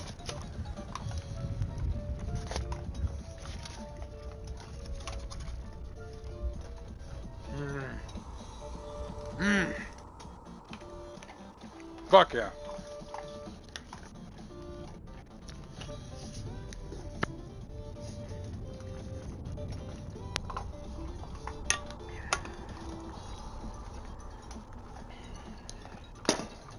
Alright. So I was born into a naval family. He was sent in your childhood to ships and stations. You moved from posting to posting as your parents were reassigned. You enlisted in the Alliance military yourself on the day you turned 18. You were on shore leave at Elysium when the first wave of the Skillian Blitz struck. A massive coalition force of slavers, crime syndicates, and Batarian warlords attacked the human colony, determined to wipe it out. You rallied the civilian inhabitants, leading them in their desperate fight to hold off the invaders. When the enemy troops broke through the colony's defenses, you single-handedly held them off and sealed the breach. After hours of brutal fighting, reinforcements finally arrived and the enemy broke ranks and fled. Because of your actions, Elysium was saved, and you are regarded throughout the Alliance as a true hero. Okay.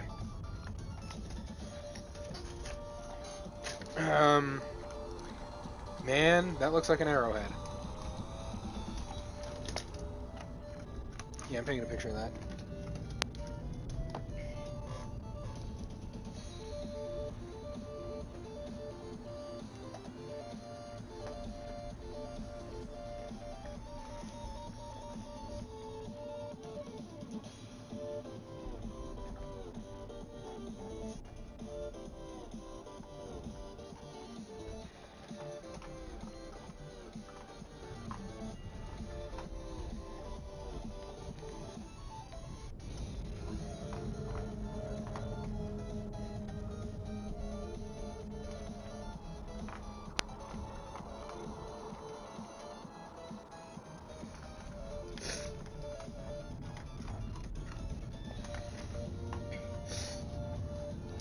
Where was I? Right. I get distracted easy when I'm high. Goddamn. Alright. So, they were forced to break ranks and flee, but they still took a large amount of humans with them. They still stole a lot of ghouls. They still took a few death claws. They took a super mutant.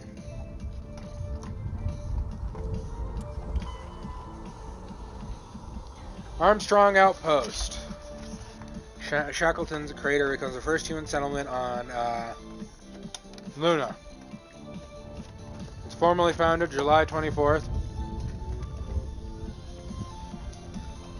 The 100th anniversary of the first lunar landing. Lowell City in Eos Kazuma becomes the first human settlement on Mars. Is that a play on words for Roswell?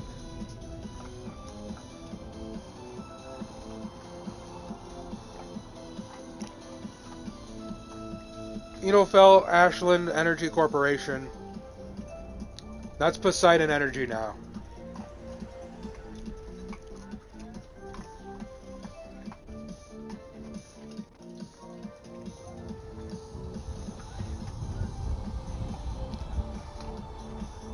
God, this food was good.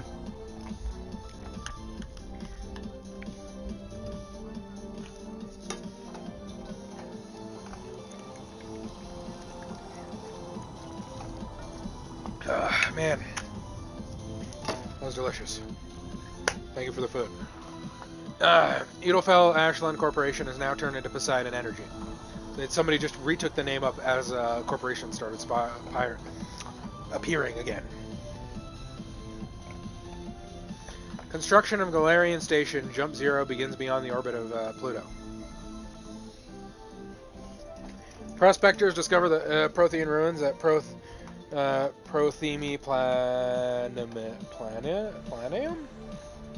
Planium on Mars. Translation of the Prothean data leads to humans to the Chiron Mass Relay. Systems Alliance found a coordinated exploration and colonization of extrasolar worlds. Just check in.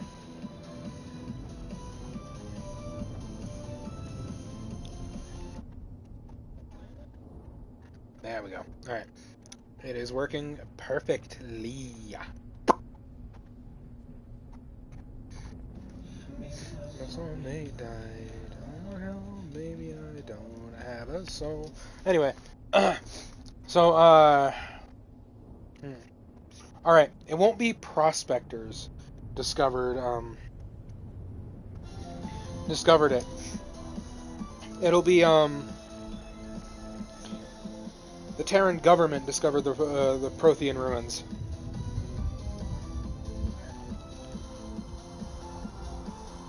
Because one of the I don't think I've described it yet.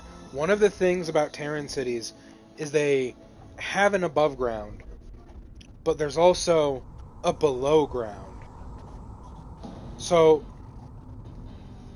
Terran cities have a massive sprawling vaults underneath their cities.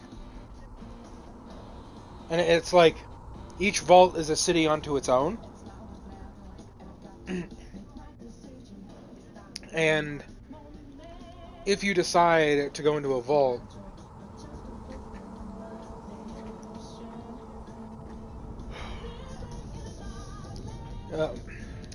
it's a whole thing. I don't want to spoil it because I'll imply it when I write.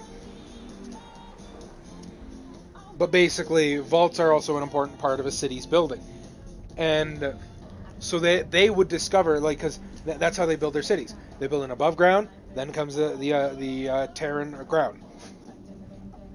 Yeah, and then they do that to Mars. They build the above ground, they get everything set up, they start building in the vaults, because these also act as shelters if anything like terribly wrong is going to happen, like another extinction level event.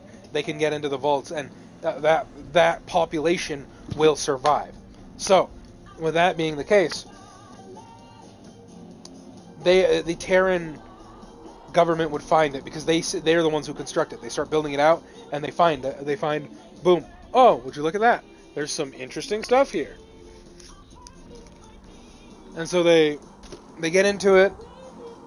They get to the proper, like the deepest parts of it, because that's how they build. They get to know everything. But it doesn't really make sense without context.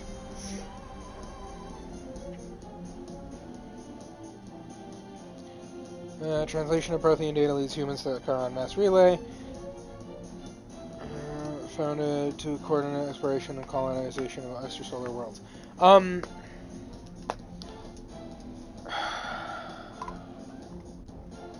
2 per hour.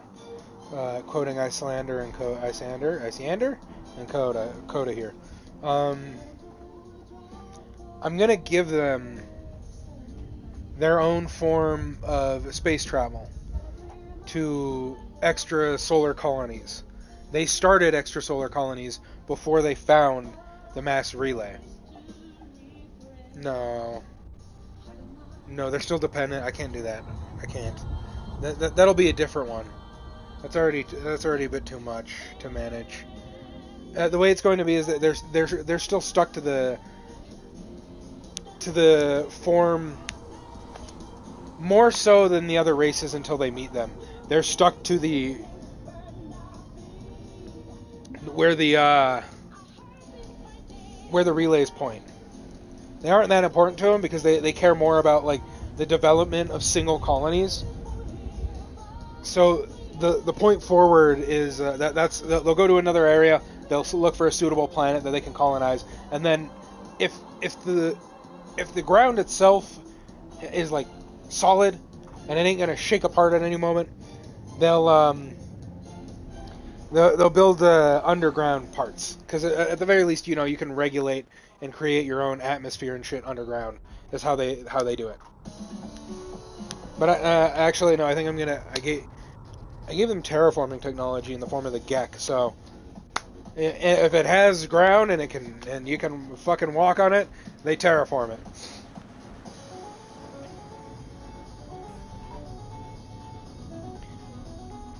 Translation of blah blah blah. Shipping accident at Singapore International Spaceport exposes downwind communities.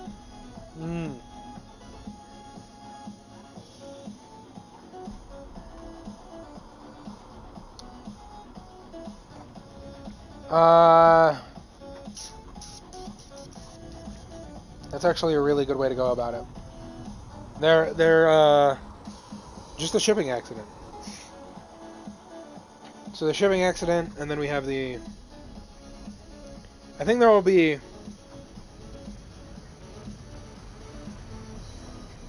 It won't be on purpose. It's just the specifications that they asked these companies to build this, they didn't follow. So when multiple places got exposed to EZO, multiple colonies got exposed to EZO, that means we have, you know what that means? That means we have biotic death claws. That means we have not only certainly some telepathic super mutants. We also have, get this, so everybody's a biotic. Death claws, behemoths. No, not behemoths. Behemoths can't be. Behemoths are smart. Are just like they can get them just smart enough to have intelligent thought, but things like biotics would fucking kill them. So the superly large creatures can't get biotics, but like a lot of communities get them, and then the Alliance punishes them. Hell yeah, Dom, we getting this. Roughly 30% of the children born in Singapore after element zero exposure suffer from cancerous growths. System Alliance begins settlement of Earth's first extra. This would become a problem for them. Right there. Pfft. If that happened, 30% of them exposed are getting fucking cancerous growths. They would like hammer down on this fucking company, bro. Commander Shepard is born 2154. I don't like it.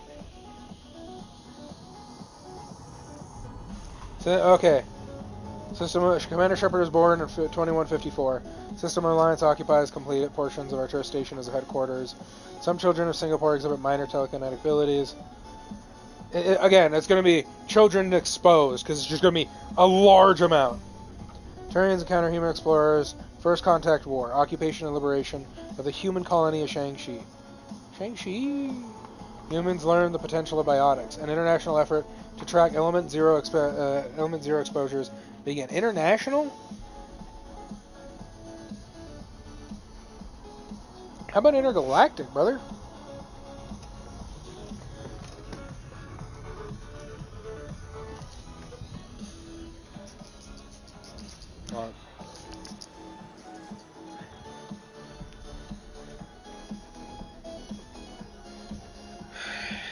Humanoid Systems Alliance Parliament form. Humans establish an embassy on Citadel. Jesus, dude, hold on. So that's 2154. 50. That's Commander Shepard is a year old there. 2 years old here.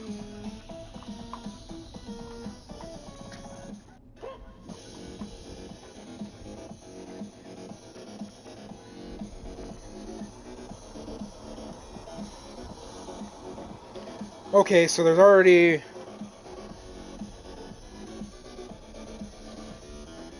2154 to 2158. And no, 2160. You know, we do this, we open up the calculator. Yeah, that's right. Fuck you. 2164 65 minus 2154. Damn! Shepard was 11 when they got an embassy on the fucking Citadel. What the fuck?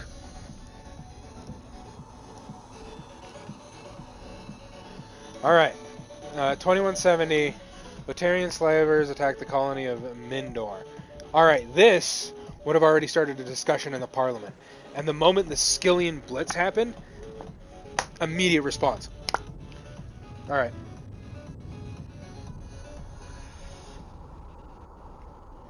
Let me write down in my notes real quick.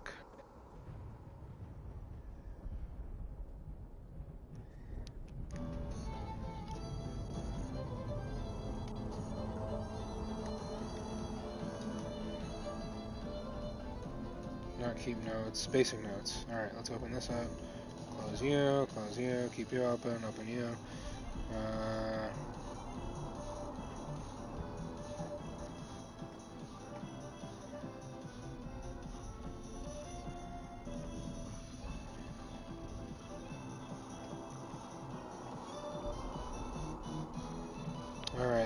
note, and we go title, Mass Effect, and fiction, ideas. Alright, content. Alright. Shepard. When did it say the first contact war happened? It was before Shepard was born, right?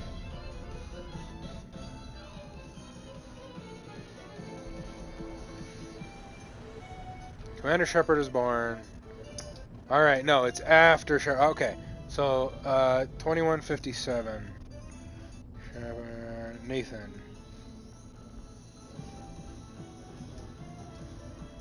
Is...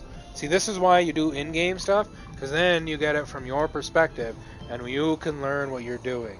Because I hate that I have to do it this way, but it is what it is.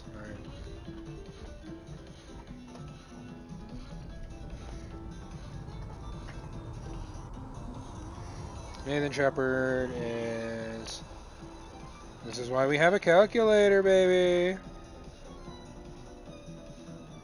Calculator.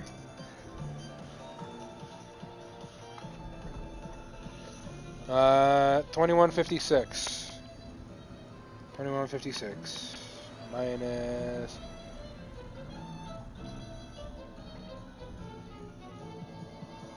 That's 2154. 2157 minus 2154. Okay, so Shepard was 3 years old? Does that mean I made Shepard older? 6. Double the age. 54.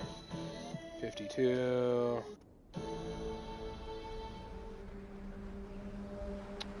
I'm gonna have to change the age.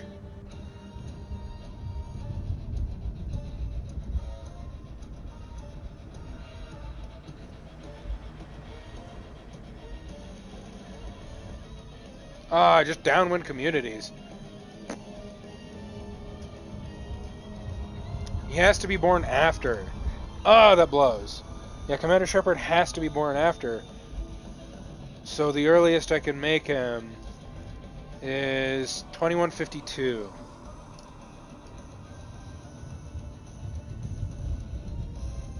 $21.52 minus 21.57. 21.57. He'll be 5. I can live with 5 years old. He's 5 now. Okay, cool.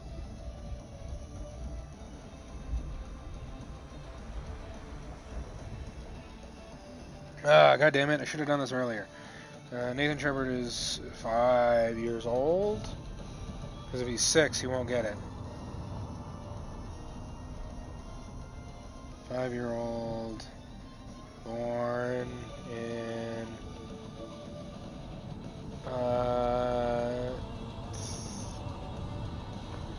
2152.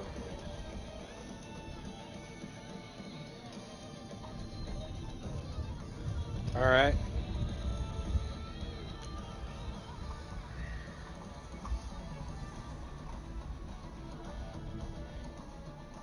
He'd be 11. I made him younger. Ah. Because hold on. See, I think I'll just keep him at 6 then, because I already fucked that up. So, I didn't read them all yet. Commander Shepard born. 2154 minus 2157. He'd be 3.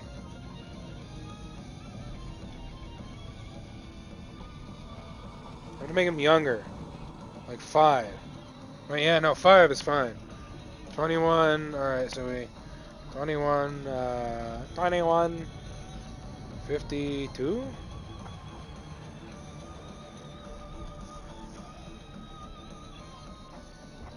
$21.52 minus 21.57. Yeah, he's 5. Okay, yeah, we're good. I just need to remember that he's 5. System Alliance Parliament is formed. Humans establish embassy on Citadel. Okay, how old is it? 2156 minus 2152. 2156.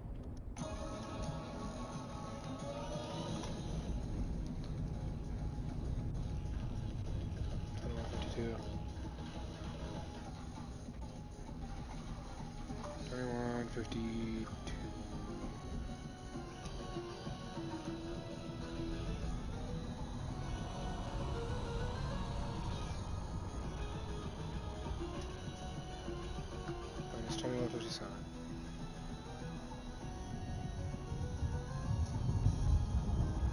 Okay, so he's 5 there. 2165. He's only 13 and there's already a human embassy on the Citadel? Ah. Alright. Now we need the right 2170. At 18. Oh, damn.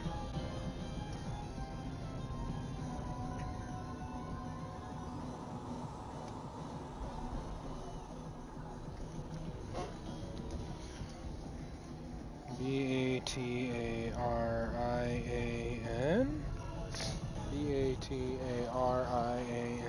Praetorian.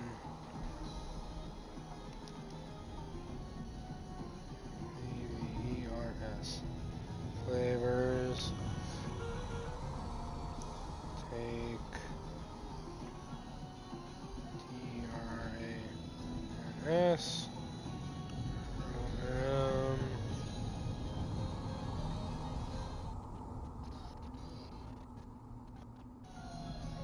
Mindor.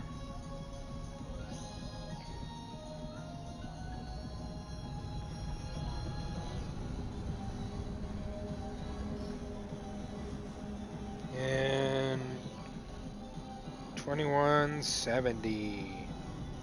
And then we have 21, not 22, 2176. B-A-T-A-R, Batarian.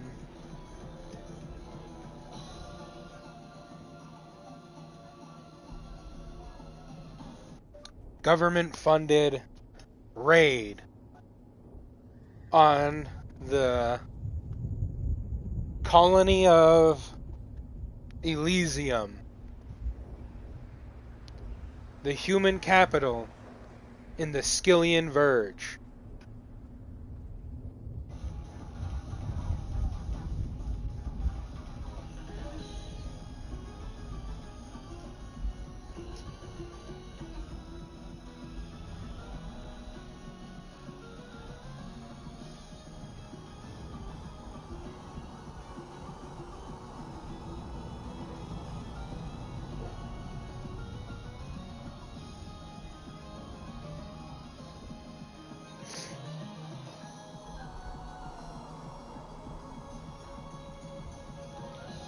$71.76. He's 24. Yeah, consequences of making him older.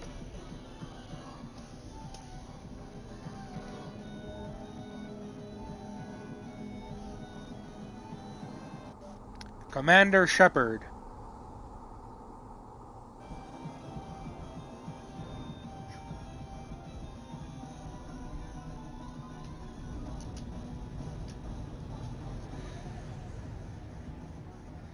Commander Nathan Shepard is now 24 years old.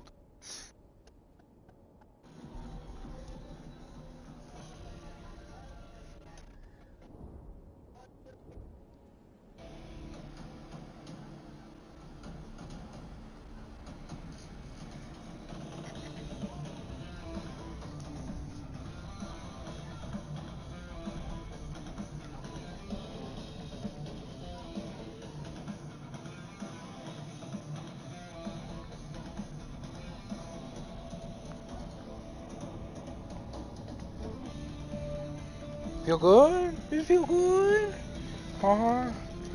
You feel good? Oh, look at you, puppy. Yes. Oh. All right, off. Damn dog.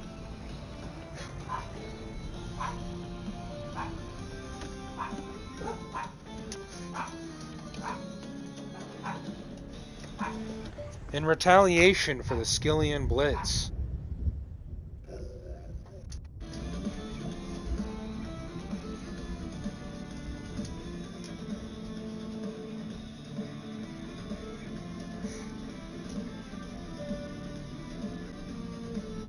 Terra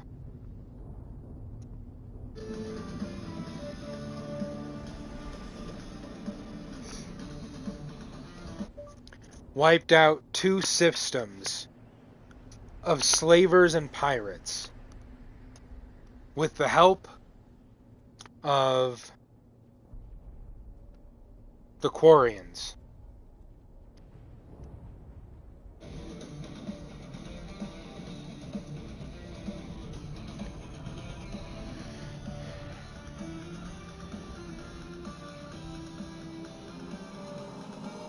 The current date is 2183.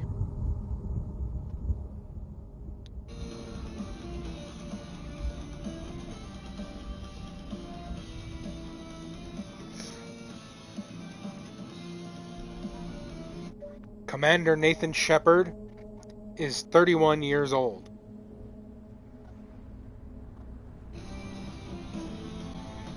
Alright, now that we got that out of the way.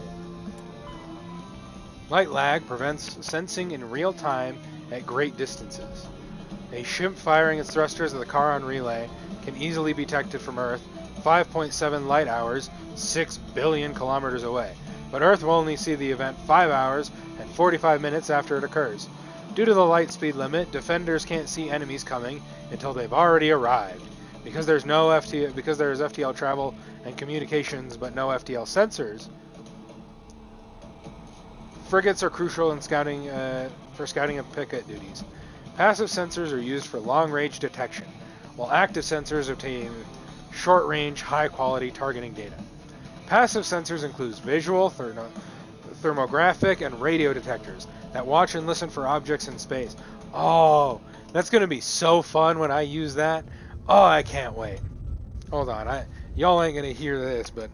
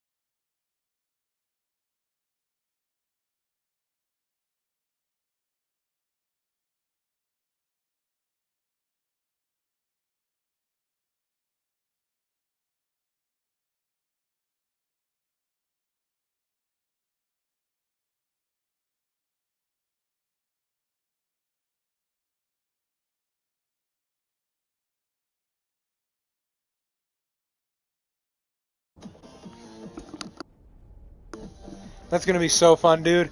Oh, I can't wait to use that in the final battle. Passive sensors include visual. A powered ship emits a great deal of energy. The heat of the life support systems, the radiation given off by power plants, and electrical equipment. The exhaust of the thrusters. Starships stand out plainly against the near absolute zero background of space. Passive sensors can be used during FTL travel, but incoming data is significantly distorted by the effects of Mass Effect, Envelope, and the Doppler shift.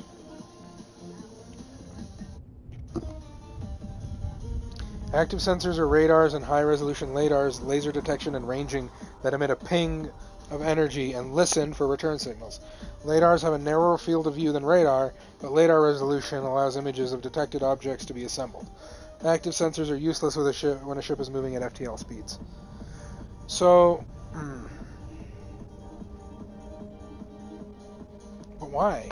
Isn't laser the same as light speed? Whatever. Oh wait, no, you're moving FTL. That's why it's not functional. I'm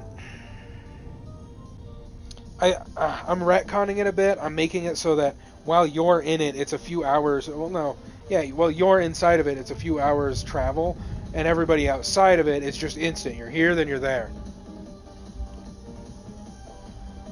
Yeah, so that's how I'll do it. Mass Effect Envelope and the Doppler shift. Because you're moving faster than the light can keep up, so even if you see me hit that relay. Yeah, that makes sense.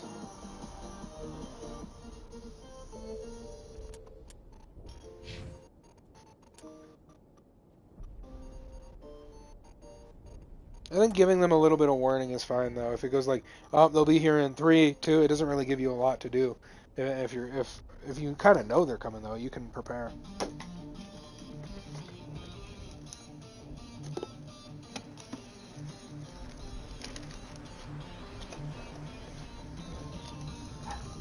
Damn it.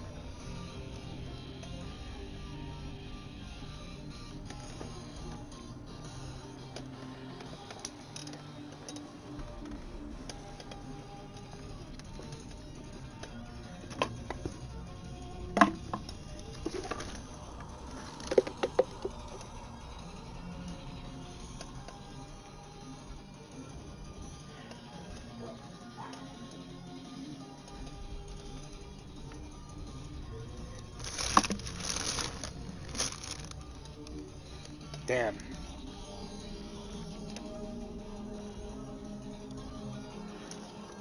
Fuck.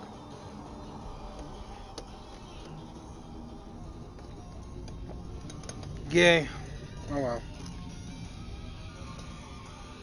I think you can still spray it.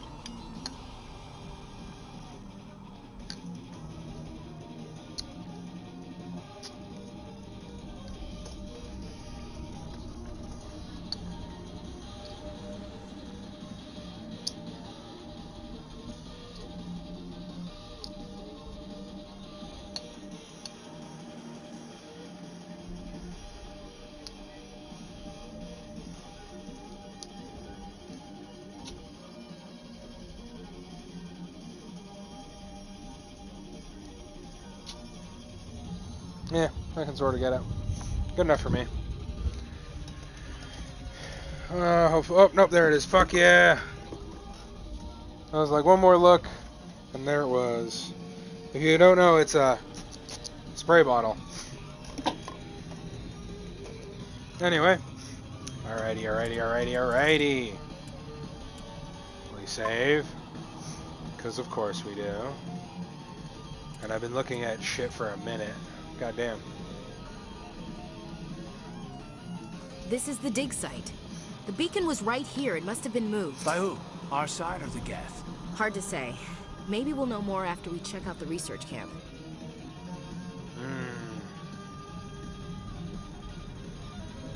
We need to move. On the move. He says, are there any Think survivors? anyone got out of here alive? If they were lucky. Maybe hiding up in the camp. It's just on the top of this ridge, up the ramps. Change of plans, Shepard. There's a small spaceport up ahead. I want to check it out. I'll wait for you there. That's the way we came. You know, this guy here, he'll just be hiding, and then he pops out and fucking shoots at us. We shields take the damage, but we get fucking spooked. So we kill, you know. We got to be more careful, more vigilant, because that's not something that. Looks like they hit the camp hard. It's a good place for an ambush. Keep your guard up.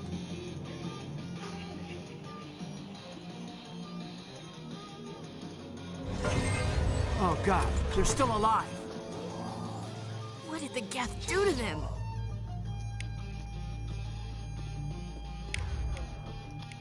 Need these guys. You. Push him. Me. Singularity. And that kills him. It goes kaboom and he's just dead, okay? Shotgun to the chest.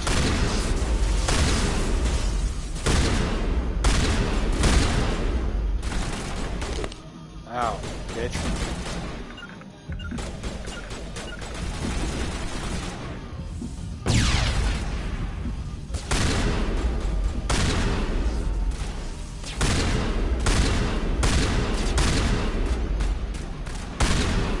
Bruz.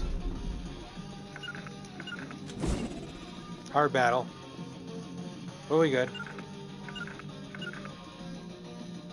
Alright, how do I heal again?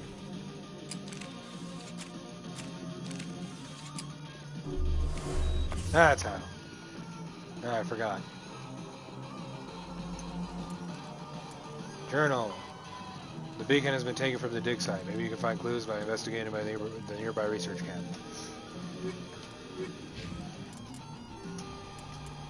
After the Geth secure a location, they round up and impale dead and living bodies on mechanical spikes. The spikes rapidly transform these victims into withered husks, extracting water and trace minerals, and replacing them with cybernetics.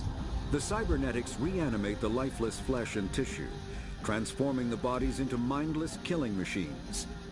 Some Alliance soldiers refer to the husk-generating spikes as dragon's teeth, a reference to the mythological berserkers who sprang up from the earth wherever the teeth of the dragon Eris were planted. Dragon's teeth and husks bear little resemblance to other pieces of Geth technology.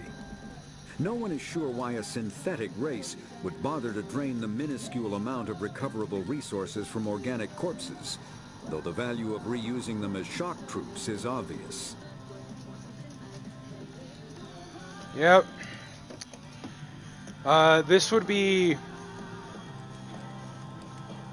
This is... Okay, so they have helmets recording everything that they're doing, okay? And it's constantly uploaded to a backup drive. Because history is important to them, obviously. So what I want to do here is if this happens, it's going to be grounds for a whole war into the Perseus Vale. To utterly decimate, like, everything they have at them. Like, that's what they'll be building up to. Because this is something that's almost unforgivable to them. Boy. That dog is right behind you.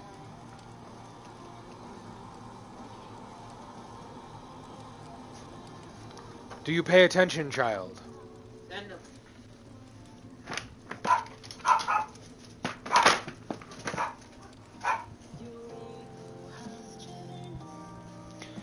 This will be something that's seriously bugging them.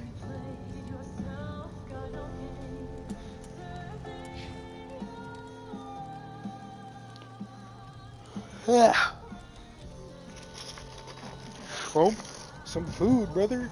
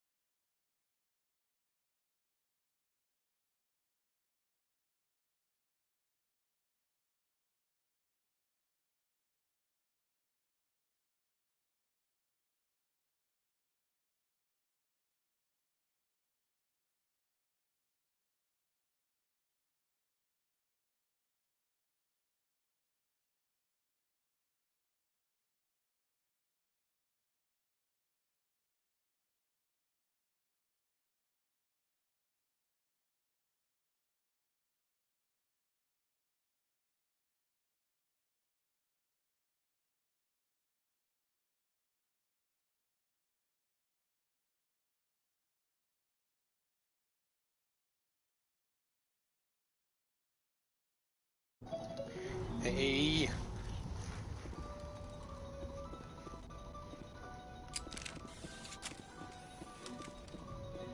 Nobody told me this was here.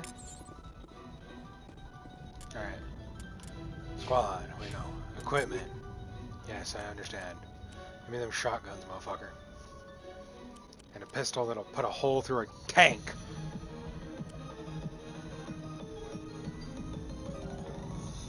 No upgrades, no upgrades. Okay.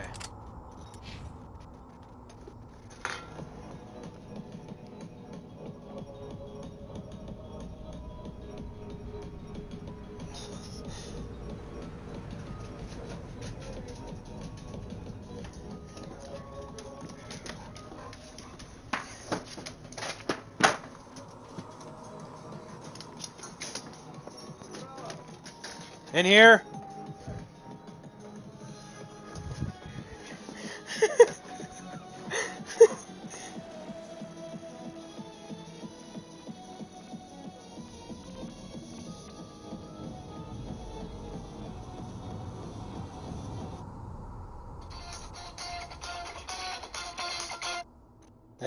What do you want?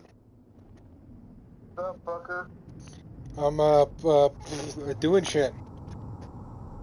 Such as? Mass Effect. It's Tuesday, can we please play Yu-Gi-Oh? Why, motherfucker? What time do you go to bed? Fucking an hour and a half. You're gay. I was getting into this shit, brother. It's for my hobby. I'll fucking if you're playing with me, then you're gonna be forced to listen to my yap session about the fucking hobby I've been doing, because that you've interrupted it now. I don't care. You told me to call you on Tuesday. Yeah. I'm also telling you that you interrupted my yap session, motherfucker. So now you're gonna be. Okay. Do you hear? You are going to be yapped at the entire fucking time. Cool. All right.